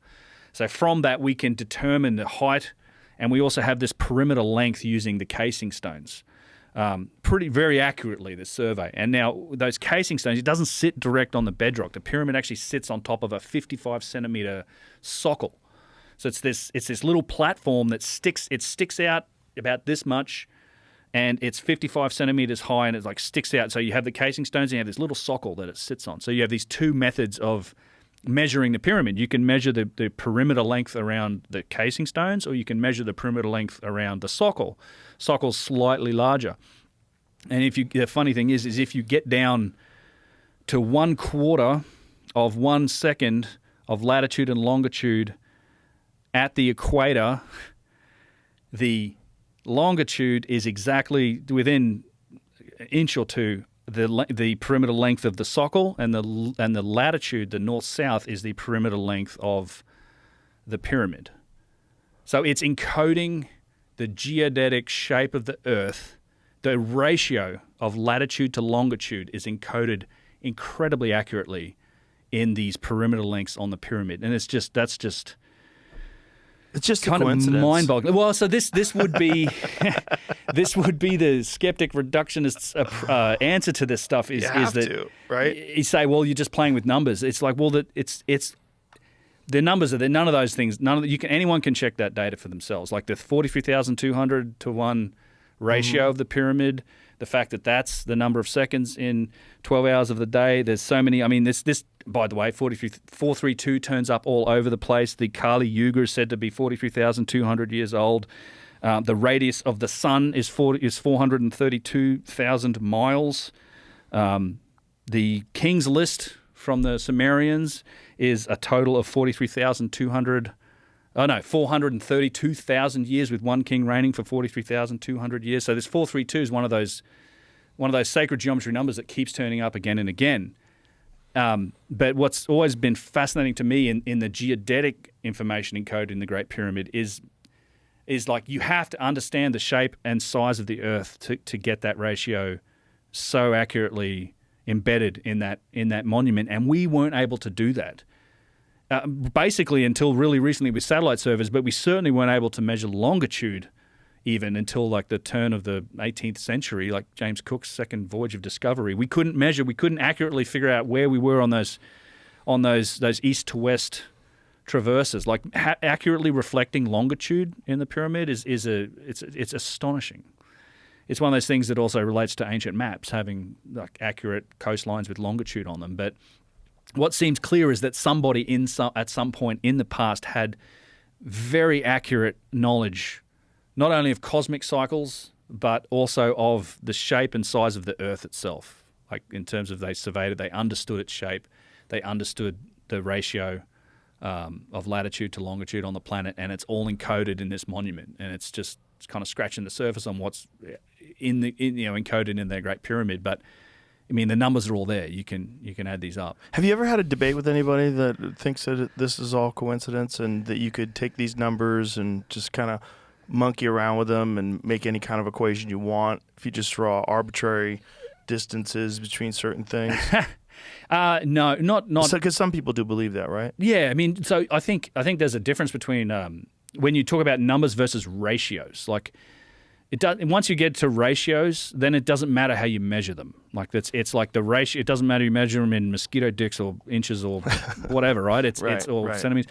So ratios are one thing. Numbers, there is a lot. I mean, the whole system of measurement, how we measure time, the imperial system of measurement, where the mile comes from, all of that stuff does have these deep roots in sacred geometry and basically cosmic. And that's, again, I think all pointing towards a common system or a common set of knowledge that came from. But I've not debated somebody about this. I don't know that you can't really question the numbers, but there's some incredible, just I guess, coincidences that are in this whole system that do point towards, like, I mean, they get really crazy. So here's another one, which this one just pickles my noodle. It's so, we know that I've said this before. I think that the sun is, the moon's 400 times smaller than the sun, and the sun's 400 times further away. So you get this. That's how we get total solar eclipses. That's really nice. But there's also another sacred number encoded in their ratios relative to their diameters and the distance from Earth. That's the same between the moon and the sun, and that's 108. So if you take the diameter of the moon at whatever it is, 2160 miles. By the way, 2160 is also the length of a great month in the precessional cycle. That's 1/12 of 25,920. But 2160 miles times 108, that gives you more or less the distance between of the moon to the Earth. So moon's so it's the moon's diameter times 108 gives you the distance to the Earth. The sun's diameter, which is 86,400 miles, which is the number of seconds in a 24-hour period, times that by 108, and you get this. That's the distance of the sun from the Earth. So it's like that relationship between their diameter and their distance from the Earth is exactly the same between the sun and the moon, and it's 108. That ratio. So it's the lunar diameter over lunar distance equals solar diameter over solar distance, and I mean, what a coincidence! What a coincidence! Yeah, and it's 108. And by the way, there are temples in places like Cambodia that have 108 pillars. Like 108's another one of these sacred numbers that have been encoded into the way we measure stuff, the way we account for time. So there's a huge sort of rabbit hole of sacred geometry that and processional numerology that seems to point to some point in the past, someone having all of this understanding to create these systems and to measure things and to do so accurately, to the point where the more accurate we get in our measurements, the closer we get to these the ratios and data reflected in these ancient structures. It's just, and you can't attribute that to the cultures that were on those side, like the ancient Egyptians or the Greeks. It's like, where did this information come from, and how come it's represented in cultures from, the Norse mythology through, South American, Native Indian myths to, these numbers show up again and again, as was shown by Hamlet's Mill, this book that basically, this tome that put that information together and said, well, all of it seems to point to this, this origin point of someone with this information. And it's one more of these contextual points when you combine it with the human timeline and climate and cataclysm and all the endless other contradictions in the megalithic architecture on these sites and stuff like that makes this concept that we've been significantly advanced, us or someone has, and they've left all these signs and signals and breadcrumbs for us to try and follow to figure out. Whoa. Yeah. Whoa. Yeah, the pyramid is cool. It is just whoa. It is my favorite subject of all time. Yeah. The lost civilization subject, I think, is my favorite subject because it ties all of them together. You know, and in the mystery of the human origins. Yeah. All of it. Yeah, it's just I think it's plausible. I think it's probable even that we've risen and have been wiped out. I mean, I think I was just saying I just spent 5 weeks in Peru again. I just came back like 10 days ago, and I mean that place more than anywhere else is both more mysterious and more obvious that there was something else going on a long time ago. More obvious. Yeah, more of in the delta between these technological levels. Like so in Egypt, you know, you never want to underestimate what the dynastic Egyptians were capable of. They had this long civilization of 3,000 years, and they did some incredible work. So, you know, they're really good stonework. The lines can get a little blurred. I mean, you still see the difference, but in Peru, it's different, particularly in the Sacred Valley. Places like Tiwanaku in Bolivia, but there you have these very distinct lines, like in terms of technology and the stonework and the layering of the stonework in that place. Typically it's mostly all attributed to the Inca, but the Inca were really only around for like maybe 300 years maximum. The Inca Empire was barely 100 years before the Spanish wiped them out in 1533. And so it's relatively young, right? So 1200 AD roughly to 1533. And they attribute most everything to the Inca. And it's just not, you just look at it and go, this is not remotely possible. There's a huge difference. You see these three different layers of architecture. There's a guy in Peru that has been researching this stuff for 50 plus years, him and his father, Jesus Gamara, who has his classification system for the architecture in Peru.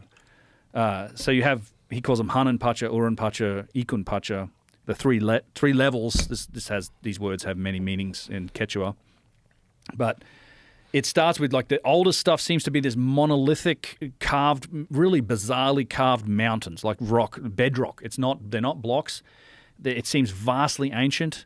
There's all these channels and massive structures and shapes carved into the living rock of the mountain. And this is like the lowest level, usually shows the most erosion.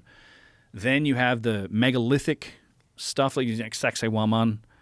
You've seen pictures of that, you know, Sacsayhuaman, yes. and the core of Machu Picchu. Yeah. Ollantaytambo, these giant, the streets of Cusco, these huge megalithic blocks that are all got these perfect joins between them. You can't fit a razor blade in between them. They're flowing. They're mortarless walls. They're incredible. It's one of the best, the most amazing parts of the Sacred Valley is the proliferation of this sort of megalithic work.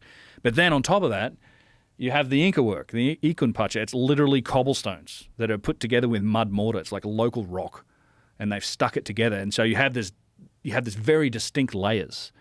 I have pictures of this stuff, Jamie, in the South America directory on there, but it's super clear. Like there's no blending. Like it's like boom. Okay, here's the oldest layer. Here's the next layer. Here's the Inca layer, and it's always in that order. Like it's always like Hanan Pacha on the bottom, then the megalithic stuff on top, and then the Inca work on top of that because they were repairing stuff. So even the Inca never talked about them making sites like Sacsayhuaman. They have all these other stories for it, like the giants built it is one of the explanations you work. Yeah, this is a great example. So this is the Inti Punku, the Sun Gate. So you see the difference. You see that clear distinction in the architecture. You have the megalithic stuff, and then you have the repair work on top, the cobblestone work. And this is all. Once you see this, you can't really unsee it as you go all over the Sacred Valley. And some of these, this is small compared to the type of stuff you see in Sacsayhuaman, where some of the blocks get up towards 200 tons, 150 plus tons. And all of the same type of stone. Yeah, this is Tiwanaku. And so, there's this long history of unknown. And so in Egypt, you have this connection, a cultural connection. They have their king's list. They talk about Zep Tepi. They clearly have this connection to whatever builder culture was there. They talk about it. I mean, it's part of their origin stories. But in South America, you have something else happen. Like there's a big gap. Like you don't have, the Inca don't have that precursor culture. They came from the south. Their origin story comes from Lake Titicaca up into the Sacred Valley, and then they took over. There are a couple of precursor cultures to the Inca, but there's this huge unknown. It's like we just don't know what happened. There are other sites in Peru. Like Graham Hancock's been out there recently. I was out there just recently too. There are pyramid sites in Peru that are 5,000 years old. Places like Corral. They're not sophisticated. It's incredible work in terms of the amount of stone that's been used, but it's not it's not megalithic or precise. But there are pyramid cultures that stretch back at least 5,000 years. But in terms of the real megalithic precision work in South America, we have no clue who did that. In fact, there's probably the strangest site. One of my favorites is Tiwanaku, Tiwanaku. You heard of this place in Bolivia? Sure. Tough to get to. It's amazing. It's up on the high altiplano, like 12,500 feet above sea level. It's like nothing else on the planet. The stonework there is massive. It's precise. It's playful. There are just endless 90-degree turns, perfectly polished surfaces, like saw marks, cut marks. Do you have some images of this? Yeah, I have a Tiwanaku directory there, Jamie, and then and it's quite well preserved because it was buried in mud. It's slowly been excavated, and there is a lot of evidence that suggests this place is at least 10 to 12,000 years old. Again, using endless like this sort of andesite work. See, there's a left turn arrow for some reason, but it's this playful nature. If you like, the H blocks are famous at this place, but they just have these endless little insets and don'ts, like stuff like this. Like, this is one of my favorite blocks to show people. That is you're looking down on top, so the ground's down. So I'm looking down this thin channel that's been cut into this block, and it has all of these little drill holes in it. And these are like tiny little drill holes, and this channel's about this wide, and it's cut into this block. You have several blocks with features like this. Like, it's clearly something's been attached to this. Like, it's how do you cut this in stone? And this is, thousands of years old, but it's a remarkable site full of these sort of examples, and it's attributed in general to a culture that lived there around 1100 AD. They're still digging stuff out of the ground. It was destroyed in a cataclysm, or just some sort of massive mud flood. I think was the end of this civilization. However, that's me and Graham. And this is at 12,000 feet or 12 and a half. Yeah. So, what would be the reason for establishing a civilization at 12,000 feet? It gets strange because there's the modern dating for it comes from a handful of carbon dates, right? They found some carbon dates and they go, okay, 1100 AD, but they've also found carbon dates that go back to 1500 BC, and they just dismiss them as being unreliable. I literally think these carbon dates could literally be the last person someone lit a campfire there or was buried there. There's a guy named Arthur Poznański, who's a Polish professor that lived. He spent 50 years on this site, died in La Paz, published his works in 1945. I have a copy of his books, The Cradle of American Man, it's called.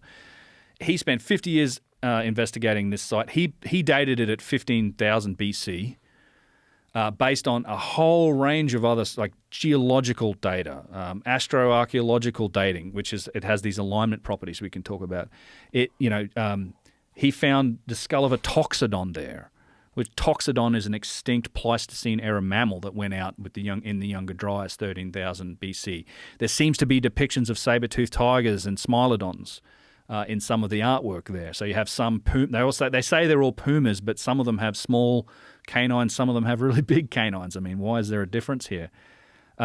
He dates it culturally in terms of it being the origin point for not only other cultures in South America, but also Central and North America through the symbology, the Chicanas, the Incan cross. There's all these other features. So he used a whole raft of scientific techniques to date that site and to support his conclusion that it was vastly ancient. And then that's kind of all been thrown aside because they found a few carbon remains that were at the 1100 AD mark. Why would you build a civilization there at that altitude? You wouldn't. You just wouldn't. It's too hard. It's above the tree line. There's no natural trees. And it gets wacky because today, Tiwanaku was a port. Like they admit, like this, even the archaeologists, they talk about Pumapunku, it's like a port. There was something industrial happening there. The stone, if you look at Poznański's original images there's all sorts of interlocking bits of stone and sluice gates and hydrodynamic features on this place. There's a giant step pyramid that had this reservoir in the center. It's crazy. But they tell you it's a port, and it was a port on Lake Titicaca, which today is about 10 miles away. The shoreline is about 10 miles away. H.S. Bellamy in the 1800s discovered a strand line that runs basically through where Tiwanaku was. So strand line is like, basically the shoreline of an ancient body of water, and it can be formed through just gentle wave action over a long period of time. It can be formed from like a high intensity period of waves, something hammering a shoreline. But he measured this. He found this shoreline that runs about 400 miles. So it's like across the Altiplano from Silistani in the north, way down south towards La Paz. But he documented this strand line. What's really weird, and at that strand line, Tiwanaku would have been at the shores of Lake Titicaca. It would have been a small island or a peninsula. The lake level would have been right there that fits it being a port. However, the strand line is today, it's tilted. The strand line's tilted. So obviously water, when it makes, a body of water, when it makes a strand line, it's flat, like it's finds its level. But only geological processes, and I assume over a fair amount of time, can give it this tilt of a couple degrees, which is what they've measured. There's no doubt there is a strand line, but it's tilted. So I question whether in the period that they say Tiwanaku was built, 1100 AD, less than 1,000 years between then and now, that there's been enough geological upheaval in the Andes to tilt this strand line a couple of degrees. I don't think it can happen anything like that fast. I think this strand line and the evidence that it was a port shows us that this city was in fact vastly more ancient than that, and that it was destroyed by cataclysm, by flooding from the melting of the glaciers in the Andes. There's strong evidence there that it may have seen multiple cycles of glaciation, and the climate would have been different during this period. Like the climate changed to make it this arid, sort of inhospitable place that it is today, like where it's just tough to exist at 12,500 feet above the tree line, where hardly anything except like fruit varieties of potato grow. They must have had better climate, or I don't know, lower altitude, but a better climate at least. Lower altitude's possible? I don't think so. I mean, how much does that change? You're talking millions of years for that. Like, oh boy, because Lake Titicaca, I mean, that was it is seawater. Like, it's not today. It has like unique species in it. Like there's a native seahorse. It's the only, but it's brackish water. So it was originally part of the ocean that was uplifted, and it's been uplifted 12,500 feet. But this is millions of years, and it's today fed by these glaciers. So it's it's brackish. It's like it's a combination of salt and fresh water. But it has these species that can only have come from the ocean. But this is like long geological processes. So I think it's more likely that there was just a different like subclimate or like a climate zone in that area that must have supported that life, because that place is massive. It's the site where you go is only the barest fraction of what is actually there under the ground. They've done scans. They've found entire buried step pyramids at this site. The farmers in all the fields around it, they ran into these big blocks occasionally, and like, God damn it ruined the tractor again. And it's a big andesite block from Tiwanaku. Whoa. Yeah. So it's a super mystery, and it's also the place where those tridactyl mummies are. Right. So Nazca. Right. A lot of that comes from South America. That's right. And there's that gets real weird. It does when you take all those things into consideration. Yeah. Things get real weird. Well, there's also this evidence for technology and alignments there. I mean, this is one of the things Poznansky based his dating on, was this structure there called the Callus Osaya. There's a big step pyramid there called the Akapana. Then there's this Callus Osaya, which is big, rectangular mass. They called it the Stonehenge of the Americas originally, because it was just these giant stones that formed this big rectangular structure. Today it's been they've left the big stones there, but they've kind of filled in the gaps and they've built the walls and stuff again. And what Poznansky found was that it is a extremely accurate solar observatory, kind of like similar to Stonehenge in some ways. But if you stood in the center of the west wall and you looked east, so this big rectangle. Do we have an image of this so I can look at? Yeah, if you go to Tiwanaku, it's kind of like an overlook. If you bring them all up, I can show you. Or you can type in Tiwanaku, probably find pictures of it. Callus Osaya. Kalasaysa, something like that. But imagine a big huge rectangular. So that's it there. So actually, it's like there's an inner structure there, but see all those standing stones.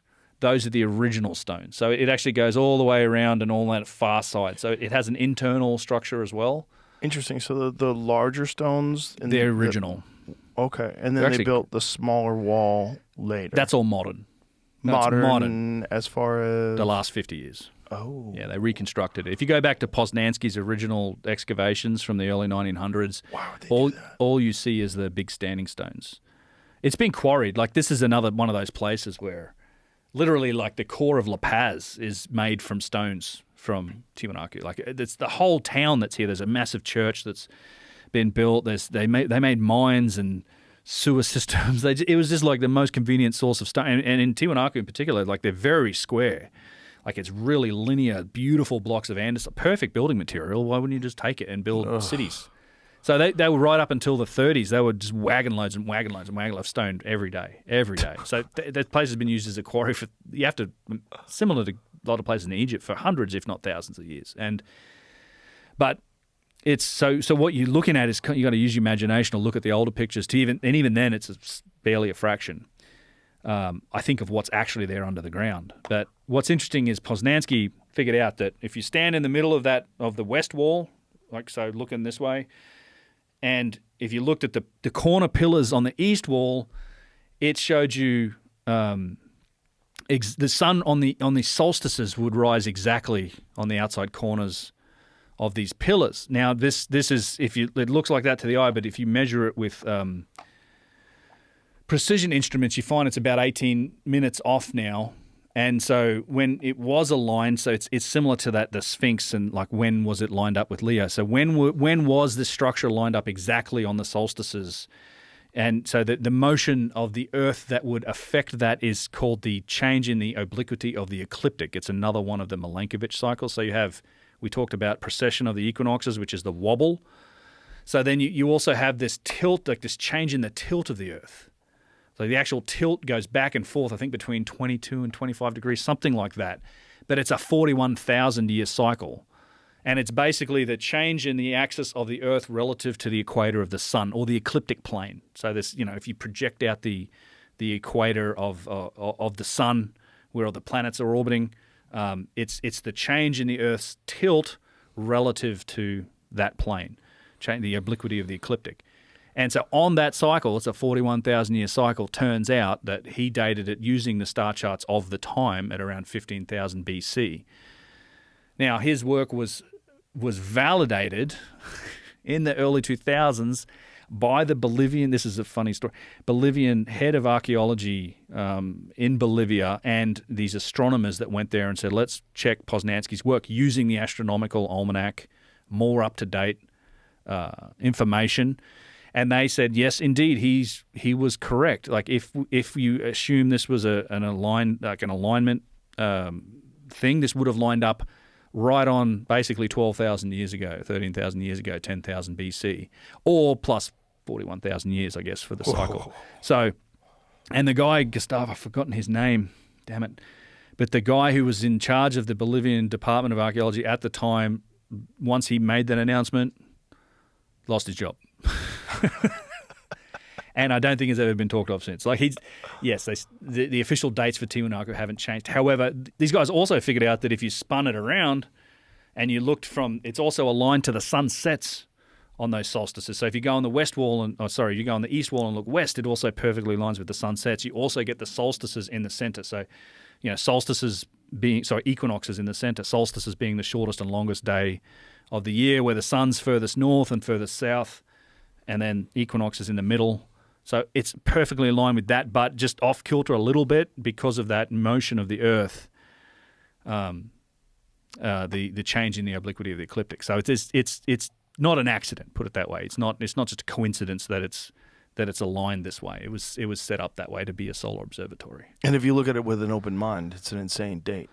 Yeah, it is. I mean, it's even within this cycle at 10,000 BC. I mean, that's the Younger Dryas period. Like this is, and it's a significant marker for South America because I can tell you the Younger Dryas had a tremendous impact on South America. Something like 75% of the megafaunal species in South America went extinct. Although you are up in the Andes, they may have been more protected from the full extent. Who knows though? Fires and smoke. They would have had the the blackening of the skies and all the rest of it that would have happened during that Younger Dryas extinction event. But yeah, something happened. I mean, they again, there's been a cycle of glaciation and deglaciation in the Andes that's affected the lake and a lot of the stuff up there in particular. Just because we know that there are structures, there are structures beneath the waters of Lake Titicaca today, made from red sandstone that match kind of the oldest layers at Tiwanaku. So they might have been made Beneath the waters. Beneath the water. So the lake level must have been lower. And then something happened where a lot of water got added, and then Temple found on Lake Titicaca, and this is in 2000. Stone anchor, what is that word? Adenominal? 660 foot long. And animal. And animal? Missing a space. It's missing a space. And Oh, bones. stone anchor and animal bones were found amongst our artifact scientists. Wednesday said it's connected to. Wednesday said they had found beneath South America's Lake Titicaca in what? There's something wrong with this translation. Look at all these words are jammed together. Even when it says Titicaca, then scientists, there's no space. 25-year-old website. Yeah, but it seems weird. Like it's like recoded or something, right? After 18 days of diving below the clear waters of Titicaca, scientists said Tuesday they have discovered a 660-foot-long, 160-foot-wide temple, a terrace for crops, pre-Incan road, and a 2,600-foot containing wall. Holy shit. Yeah. I strongly support the hypothesis that was found by the, what is that word? Atahalupa? Something like that. It's clearly a Peruvian word. Atalupa 2000 expedition are the ruins of a submerged pre-Columbian temple, said Eduardo Perea, Bolivian scientist who was among those who explored the site around 90 miles northeast of the Bolivian capital of La Paz. Yeah. So there's stuff underneath the water. It says it's filmed. They have film of that? Can we see what that looks like? Try to find it? Yeah, I just thought this was easier because I couldn't find a good video. Oh, it's got to be. Yeah. A video I'm sure it filmed exists somewhere, but I have to take time to find it. Oh, my God. So it said it's made over 200 dives into water 65 to 100 feet deep. I'd love to know exactly how deep. Does it say how deep it was? Because, I mean, that's a significant change in the level of the lake. Lake Titicaca is 12,464 feet above sea level. That is bananas. We went and stayed out on an island on the lake with no electricity. The sky at night was absolutely phenomenal. If you were a gambler, how old do you think that is? I would put it at least. I'd say at least in that 12 to 15,000 years, if not significantly older. I don't know that there were periods of time in that lake where that level was that low.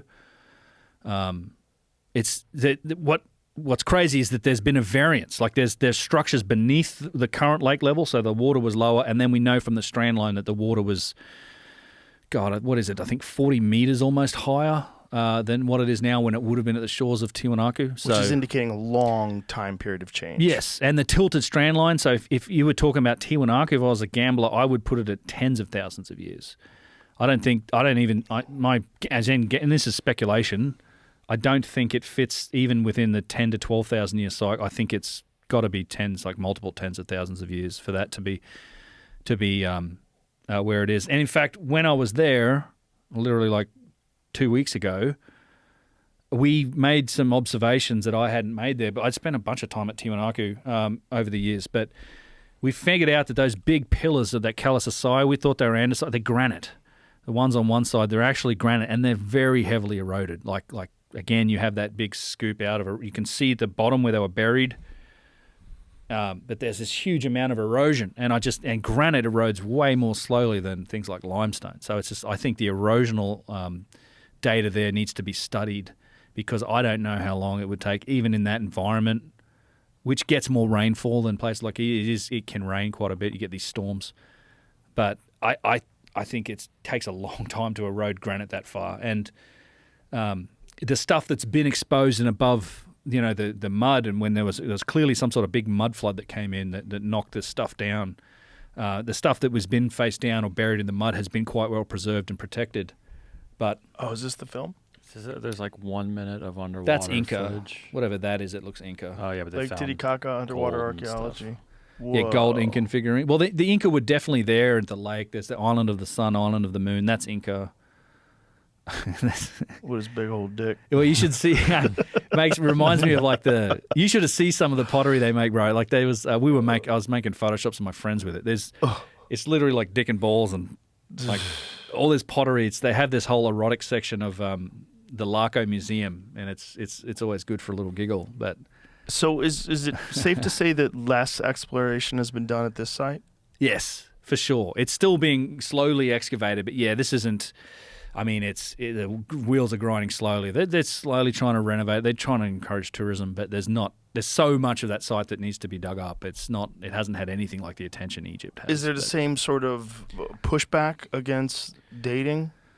For Other than that one guy, but it's the same everywhere. Yeah. It's like a human characteristic of people that are in control of a narrative. It's tough to explain. There's just that they don't want to deal with this possibility of a culture down there that's that old. I think it upsets too many other apple carts. So, I feel like it's kind of been. Well, we found these carbon dates. This fits kind of the timeline of what the Inca said too, because the Inca talk about emerging from Lake Titicaca and going north, being pushed out by the Aymara people.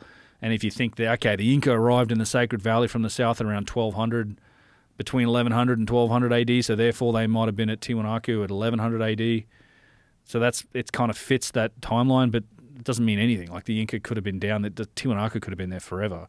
Right. I think the Inca, sure, that's the timeline for that civilization, but... And as we've established, everywhere you see people put a civilization on top of an older one. Oh, 100%. The Inca were like very respectful. This is the other thing about the architecture in that part of the world.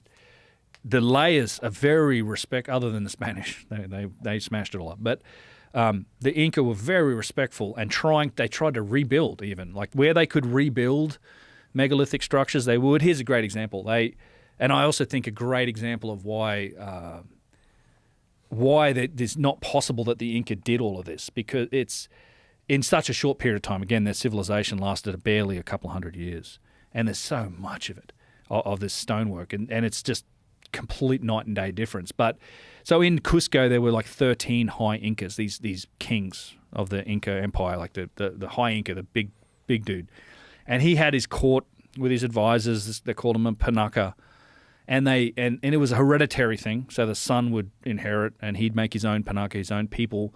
He'd also have his own palace. You couldn't live, like the son couldn't live in the house of the father. So they would build another spot in Cusco, in this city. Cusco's a crazy city. It's like megalithic, Inca, colonial Spanish, modern, all piled up on each other. It's an amazing city.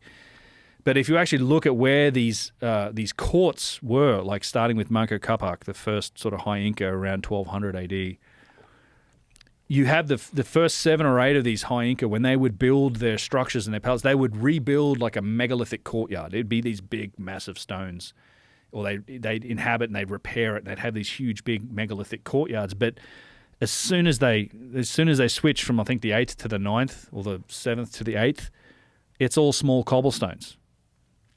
It's just all of their courtyards, like their palaces, were made from, small local stones stuck together with mud mortar. It's like, well, hang on. Are you saying that if you say that the Inca built all of this stone, then all of a sudden you're saying, well, between one generation and the next, you lost all of this capability to do the fancy stuff, the big stuff, which doesn't make any sense. It's much more likely what they did was they found an abandoned, ruined megalithic city, they rebuilt it, and they ran out of megalithic courtyards to renovate for their next king. That's what happened. So the first bunch of these high Incas have these megalithic courtyards, and then the next, right up to the end, they're made from small local cobblestones. It's like, were they just not special enough for the big special stonework, or you can't imagine within such a small couple centuries that they lose all that capability. It's just none of it makes sense. The only thing that makes sense when you look at that architecture down there is, they were rebuilding older stonework. They were repairing it. They were putting their stuff back on top of it. I mean, there's so many amazing... Ollantay Tambo is one of my favorite sites down there, just because it's so obvious. There's these giant 80, 90-ton granite blocks that make up this structure, and it's fallen apart. And then they've tried to move these things, and in between them, they've just stacked all these little local crappy little stones in between. See if you have any images of that. I have the Ollantaytambo directory, tons of pictures. And in fact, that's a whole other interesting story, because that place is another example of what you see a lot of in Egypt, which is this phenomenon of just something happened and they went tools down. We're not finished. We're in the process of doing stuff and just drop work, leave. Whatever happens, cataclysm, social collapse, something happened. Because we know a lot about Ollantaytambo. It's at the top of a mountain in the Sacred Valley. Yeah, so this is a great example of the rocks on top of this stuff. Yeah. But there's a great little drone video, actually. One of the videos in there is a drone shot from the top of this. It's at the top of this steep mountain. They built this structure. No, go back one.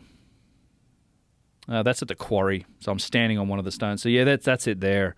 And at the top of this are these giant 80-ton granite blocks that make up this central, they call it a sun temple. And we know where those come from. It's like, if you imagine this giant mountain, there's a big old valley to the left of it, and then another giant mountain. And at the top of that other giant mountain is the quarry for this granite. It's about probably 5-6 miles as the crow flies, but it's probably like 10 or 12 to walk it. And I've walked it. We've climbed up to that quarry. And all the way along this path, they have what are called these tired stones, which are giant blocks of granite that they dropped. They just left them there. Tired stones. They're called the tired stones, yeah. And in fact, there's a road. If you see in the very bottom left here, there's a road that they built. And if you look at some of these other images, I'm standing on some of these rocks. Actually, this is one of the examples. They had to build the road around it, the modern road around it. And this block, when you pace it out and measure it, it's probably not less than 90 tons of granite. And I mean, the equipment to try and move this on this would destroy this road. To try and lift this, but there's dozens. There's like a dozen or more of these things all the way up to the quarry at Ollantaytambo. But it's just, again, it's very obvious that the Inca rebuilt this. But something happened here where they went tools. Yeah, these are the big 80-ton blocks in the center of it. And yeah, this is one of the examples I love to show people. It's like, okay, you're telling me the same people did all of this stonework, the stuff in the middle, and like this little filler work in here. Yeah. If we weren't attached to a timeline, it would be way more likely that what you're saying is correct, especially when you're looking at it like this. Yeah. Look at the massive stones and the way they're cut, and then what's above them. Yeah. Yeah. Wild stuff, man. It really is. The stuff in what happened, and the evidence of the mud. That's the other thing. For sure, yeah. At Tiwanaku, yes, there was a huge, and something happened, like a cataclysm happening. Look at these blocks; these big blocks are scattered around. Something knocked this structure over. And these are huge blocks of stone. Right. What had to happen to cause that? That's a good example of the Hunan Pacha, the carved bedrock. You see a lot of this crazy stuff. In fact, there's also tool marks here. Like in one of the big Hunan Pacha, if you look, there's like a grid of cuts in one of these pictures here, Jamie. That one's nuts because, go back, look at that. Yeah. That one's nuts because it was removed. Right. So people often say, well, this Hunan Pacha is a quarry. I'm like, really? That's not a quarry. I like this. There's many examples like this where this isn't a quarry. How do you make the back? If you're trying to take a block of stone out, right? How are you making the doing back that? cut? You can't. You have to. It's like a box. You have to cut it out. Right. Deliberately shaped. And that block is not. We don't know. It's not. No. I think it was. We think. We were talking a lot about this. Most likely, it was meant to house something. Either other stone or something else was going on here. This is. Stuff that's since been removed. And in fact, in one of these pictures, there's like a semicircle with all these cut grid lines in them. Yeah, these are more lazy, tired stones out in the fields. You go marching around in these cornfields and you find them all over the place down here. It's great. That's so strange. This is the thing. Here we go. So if you zoom in on that. So this is up the hill. Ooh. And these are cut marks. There's like a grid pattern that's been cut into the stone. I don't know how or with what, but you can't see this from the ground. And we were super lucky in that there was a huge festival going on in the town, and all the guards were at the festival. So they'd never let you get up here otherwise. We climbed up halfway up this mountain to get a picture of those cut lines, which is, again, not attributable to the very basic tools that the Inca had, right? Barely in the Bronze Age. This is nuts. Yeah, so this is that drone footage. Also, because the guards weren't there, they would have gone nuts if they'd caught us droning. But oh, really? They don't like you droning? No, can't do this. Why? Why so many restrictions?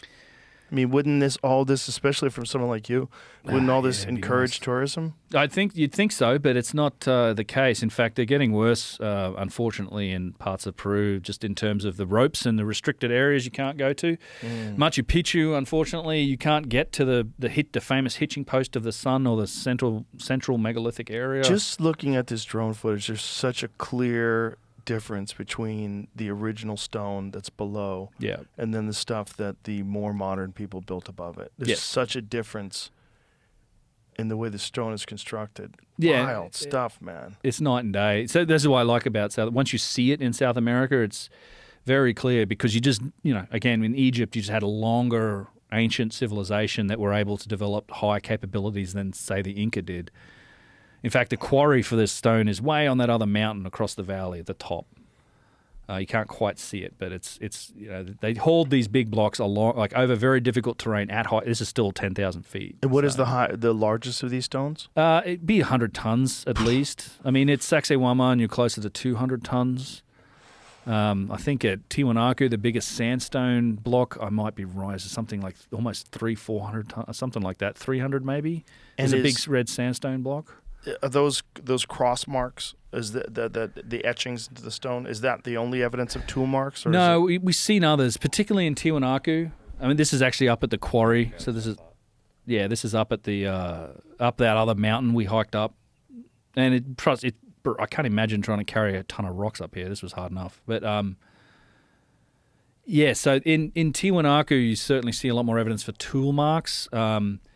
In South America, you have tubular drills. You have all sorts of kind of crazy, what look like tool marks and functional aspects of stone, in particularly places like the Kerkwyk, which is the big central structure in Cusco. It was this, today it's a Catholic church, but it's megalithic, and the inside walls have some of the blocks have been put out and are on display, and there's a lot of the inside structures that are still there. Yeah, there are similar sort of tube drills that have been cut. There is a lot of similarities to some of the tools that you see in megalithic Egypt. So I think it's an offshoot. I mean, if I was to bet, I would say it's either the same or an offshoot of the same civilization that did the megalithic stuff in the other parts of the world, for sure. Like, it's just the megalithic work itself. It's just like there's skyscrapers in Tokyo. Boom, that's it. Yeah. It's like, the reductionists and the skeptics will say, well, it's they're solving this. It's like a guy that you want to kill an animal, you make a flint arrowhead or whatever, right? And I can understand that process where you are solving a problem and getting at it the same way. However, when it comes to walls, like stone walls, I'm very skeptical that two completely separate cultures found the most difficult, the most complex, the hardest way to make a stone wall and chose that. Because that's what megalithic walls are. Like these giant blocks that are perfectly shaped together. That's the thing, man. In Cusco and in these streets, when you look at, some of them have been shaken apart from earthquakes. So you can see they're complex, like they're curved. Not only does the line, it's not straight, so the lines curve where they join, the face angles change. So it's changes this way, but also the face angle changes, and they perfectly match. Just it's mind-boggling to understand how they might have actually put those stones together. This is why it does lead people to the geopolymer ideas or stone softening. My buddy Kyle, Brothers of the Serpent podcast, who travels with us, he has a great idea that it might have been a resonance thing where you're actually resonating and grinding stones together slowly, so that once you basically, they'll match eventually if you're just like grinding. There are jewelers' tools that do similar things. You can cut through.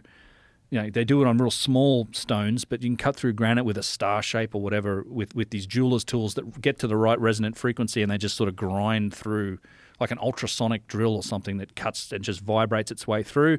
If you turn it off while it's in there, it's like Excalibur, right? It's stuck in the stone real tight. You have to have this, but obviously you're talking some advanced technological capability to be able to vibrate a 50-ton stone to make it grind into its neighbor. But it's about the most plausible thing I've heard, because I can't imagine that this was done by, all right, we lift it up, we measure it, we mark the high spots, we rub it down, we take, we put it back up, and you're saying this for stones that are 150 tons is just not, it's not happening like that. Yeah, let's pull up some images of what you're talking about. These very bizarre shapes that they're perfectly matched to fit into each other like a jigsaw puzzle. I think in the South America directory there, Jamie, there'll be some walls, some of the walls in the streets at Cusco. The speculation is that they did it in these shapes to protect against earthquakes.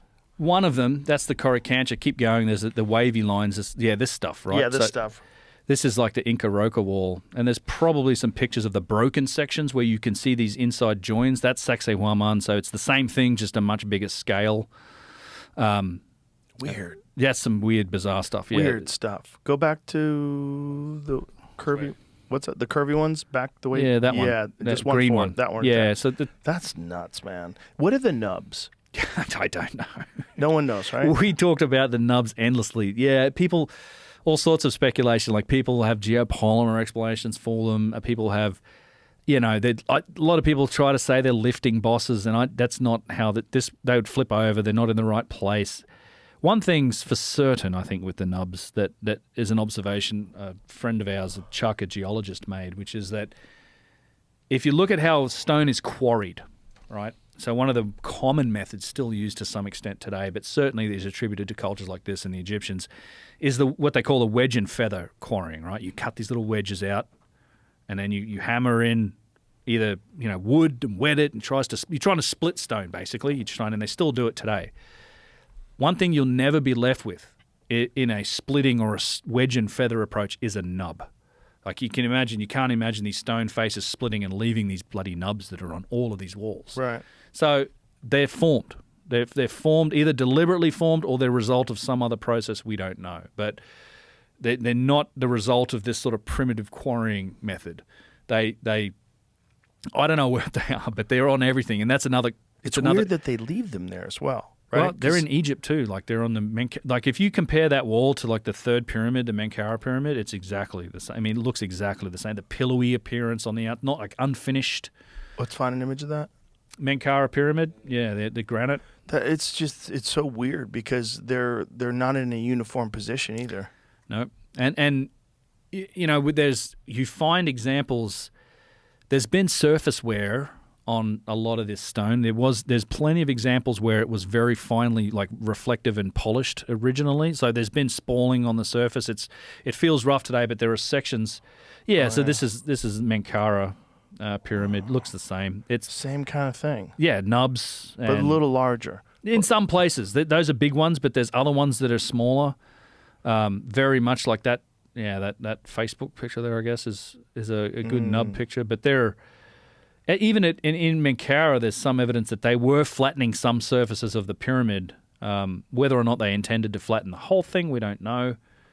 Funnily enough, they have actually found that there's probably another hidden entrance to this behind that blank flattened wall there on the Turkey Today airfield anomalies under Menkaure pyramid. Yeah.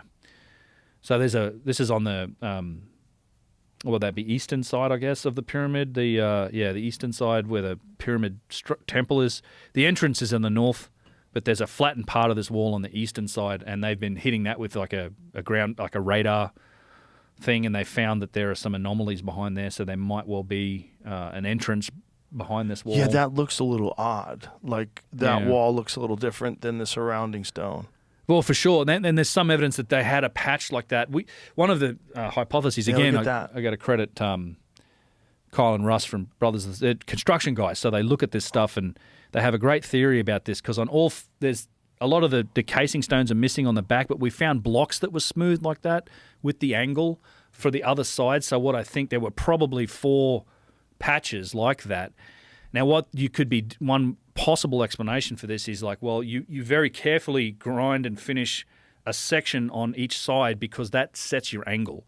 Once you set your angle, you can use that patch as a reference point to then basically try to finish the whole rest of the pyramid at that exact angle. So you got to start somewhere. You very carefully set your angle correctly on that patch, and then you can use that as a reference to then smooth out the rest of the surface. Which you say smooth out. In places, is this much granite you've got to remove.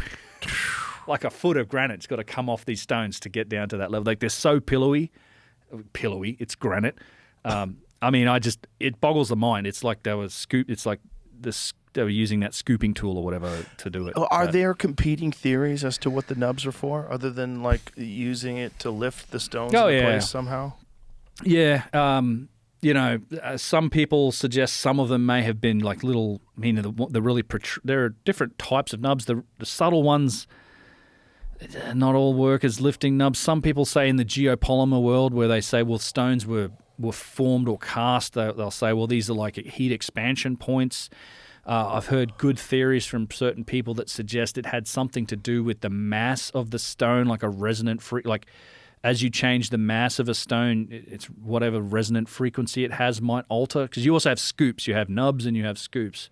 So you seem to have this reduction of mass and then there's more mass in another place.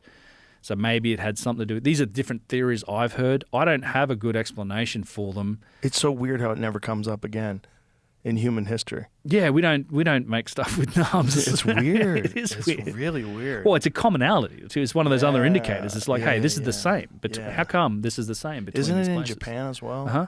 Yeah. Yeah, there's places in Japan. I mean, that's a place I want to. I've been there. I've just not explored all those sites. Yes, there's some really megalithic stonework in Japan that actually matches a lot of the stuff in Peru. See if you can find some of that, Jamie, please. Yeah, What's that, bro? I'm looking on different Oh, ones. wow. Where's that? that looks like Turkey. Turkey. Yeah, Turkey's another one. So Yeah, those- Roman theater. those are more consistent nubs. I would say they're Fairly, like a bit right? more, A little more. a bit more deliberate. There's also a lip on that. Yeah, Still weird. it is. It's like, what are you doing? Are you copying That could what be other people that's, did? That's a possibility for sure because we're very good at that too. You do see a lot Right. of imitation. Right. And who taught you how to do it? Yeah, there's a few people really obsessed with the stone nubs, and I can see why. Like it is a real mystery. It's See so those strange. ones. That's at Oriente Tambo.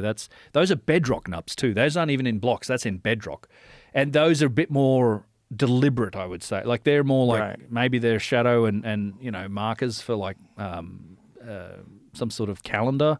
This is part of the Coricancha. They're big square ones. I don't know what that's for. They're different again. What is your take on that sage wall in Montana? I haven't been there and seen it. I've been wanting Those to. are weird. I've heard differing opinions on that. Like it's possibly. I'd like to see it for myself, to be honest. I've seen some Where's that footage one, of Jamie? it. China. China. That looks like Whoa. Yangshan. Yeah, that's Yangshan Quarry. Wow. And they're giant. That's giant too, by the way. The Yangshan Quarry is thousands of tons. Like if they'd ever cut that block off, it's something like I don't know, some astronomical. Oh yeah, I watched a piece on this, a YouTube thing. That's on this. you see it there. It's monstrous. What is the timeline of this stuff? I believe I don't off the top of my head. Maybe Jamie, you can find out. Ask your AI.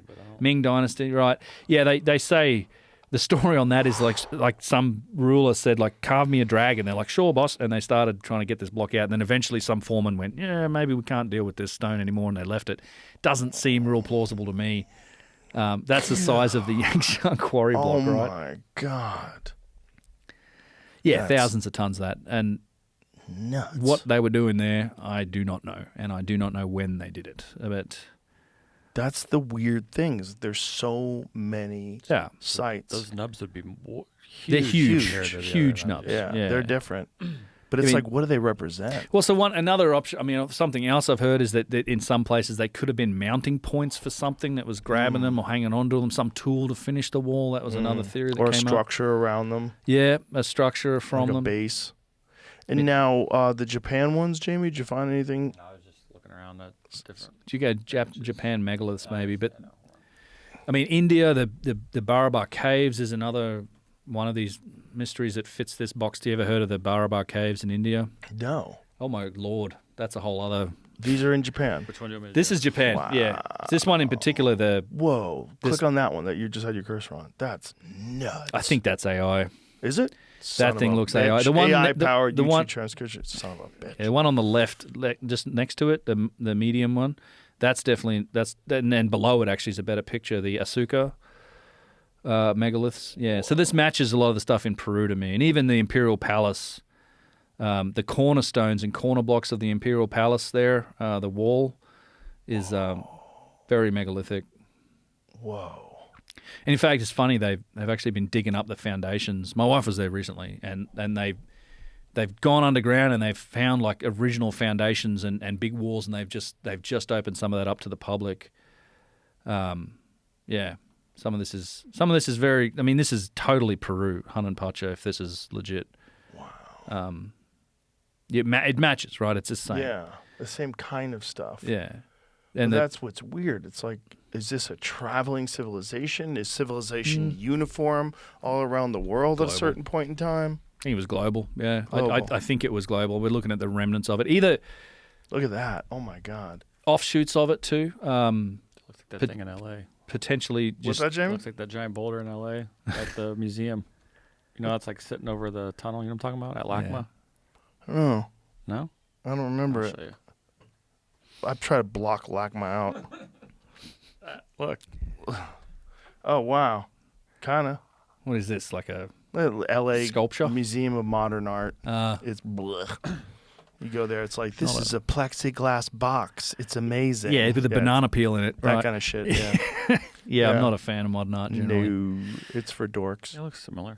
Yeah, kind of. You're right. Yeah, it's But not as cool. It's a That one's cooler and obviously way fucking older. Mm-hmm. It's just so weird how these megalithic structures are so consistent. Whoa, look at that one. That's nuts.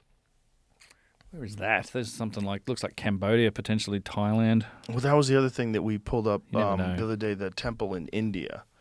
The one that's cut entirely out of the mountain. Starts with a K. Yeah. Yeah. That's one. Yeah, there's a lot in India too. It's another place, but that's made from granite. Like it is cut out of granite. What if you look up Barabar caves? That's also in India. These are. My friend Patrice Poyard, who runs a filmmaking company in France, has done an amazing documentary on Barabar, and they've scanned them. And these are caves cut into big granite outcroppings that are just massive, perfect.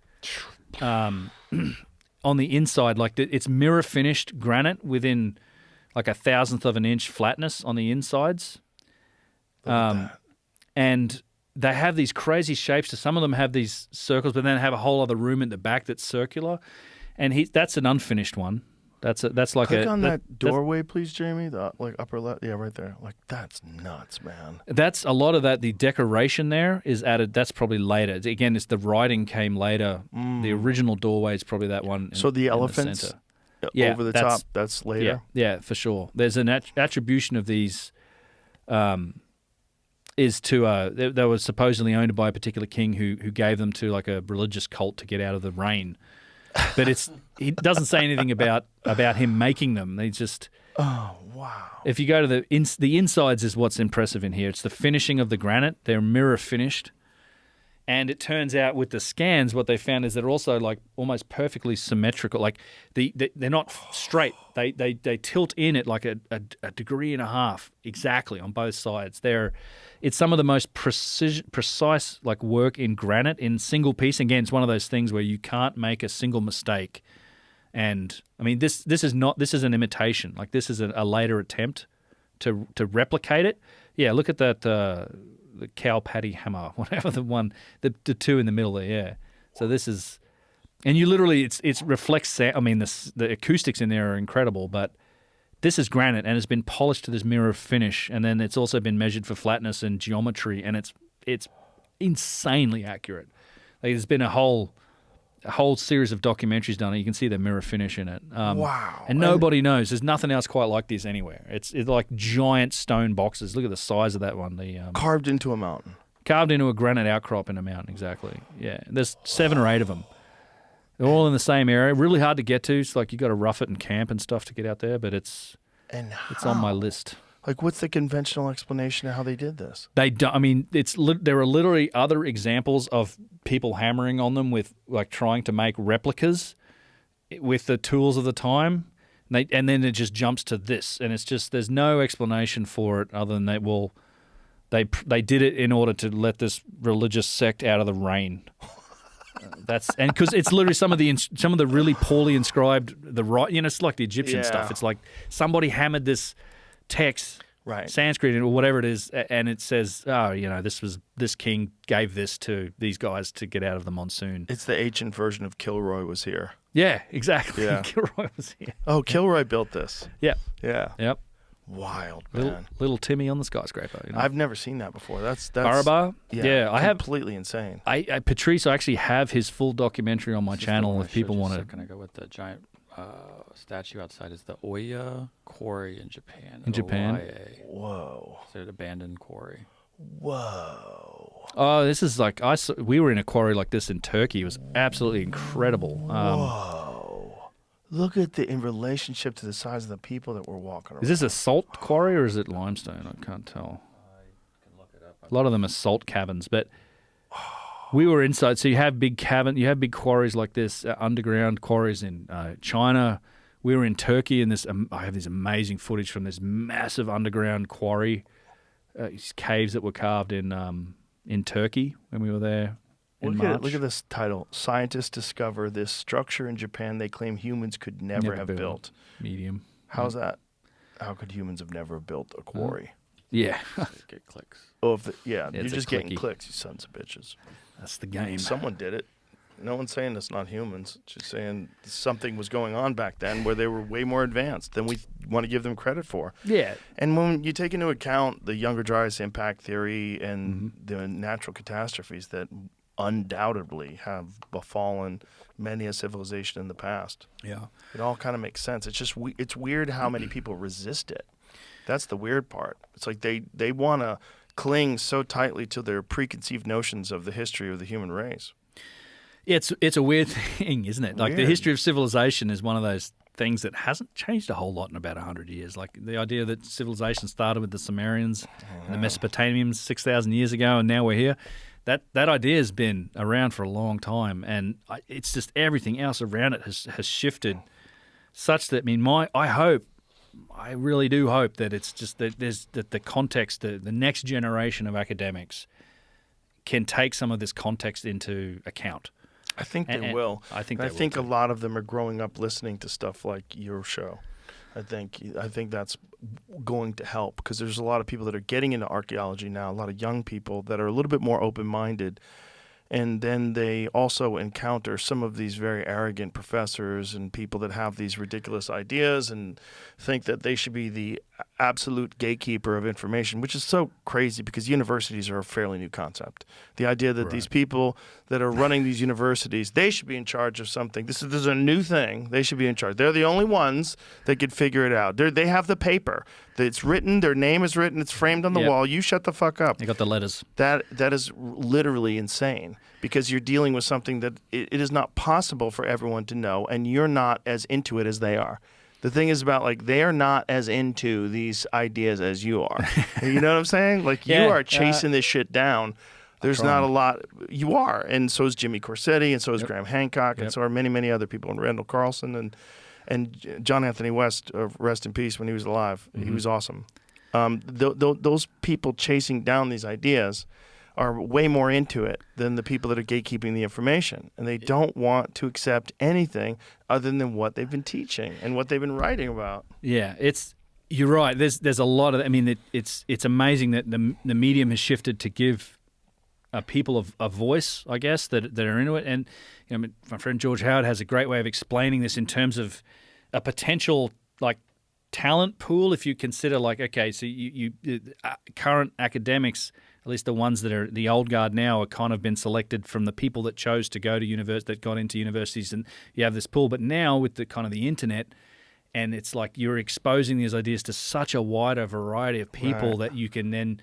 There's gonna be people out there that think about these things a certain way. Obsessed polymaths. Obsessed polymaths that are gonna be able to come forward and give those ideas, and I think the vast majority of significant breakthroughs in pretty much any scientific field have usually come from somewhere it's not within the box thinking. It's usually Always. anti-establishment or it's outside the box thinking. Not always, but a lot of those ideas lot. came from like this has come completely from left field, like germ theory, all that sort of stuff. It's like, what are you? You're crazy. You got this dumb idea, and then it turns out, 30, 40 years later, it's like that was the right idea, and we go from there. I mean, I'm hopeful as well that, the next generation of academics will be able to embrace a lot of the context for some of these ideas, and then try to explore them, because I think ultimately that's what's needed is take some of these ideas seriously and bend some of our resources to try and explore them on the ground and in full, because there's only, ultimately it's the people that have the control and are able to do the real on-the-ground research are the ones that will be able to confirm or change it. But it takes real science in a lot of cases. And also, we're currently obsessed with our impact on the environment, which is not a bad thing. It's a good thing to be conscious and aware of our pollution and our emissions and all that good stuff. But if we were absolutely certain that civilization has been utterly destroyed by something that is outside of our capacity to control, probably a good idea to know that that's happened. Yes, 100%. Yeah, and to deny the possibility of even exploring that concept because people are gonna get their feelings hurt because because they're so bitchy to each other. That's the craziest thing you find out about these academics. They are so bitchy to each other. When anybody has any sort of an idea that's heterodox, any sort of an idea that's outside of the narrative that they've been teaching forever, they attack each other's reputation. Yeah. They're little sociopaths. It is vicious. That's their version of the fight. I guess it's the mean letters and the it's you know what I mean. That's weird. It is kind of weird. But they're also in today's day and age of these shows where like your show and all these other ones that we mentioned. There's a much more attractive approach to these ideas. Where people are not like bitchy authoritarians, but they're rather people that are absolutely fascinated by something that is undeniable. The size of these stones, the similarity to them all over the world, all these different mysteries, the fact that many of them are covered in mud, the fact that the enormous stones look like they've been knocked off by some immense force. Yeah. Stuff that was left there in the middle of construction. Nobody ever picked it up. Nobody ever finished it. Like, what happened? Yeah, and it's really only not that long since we've had the ability to apply some of these disciplines to these problems, like engineering.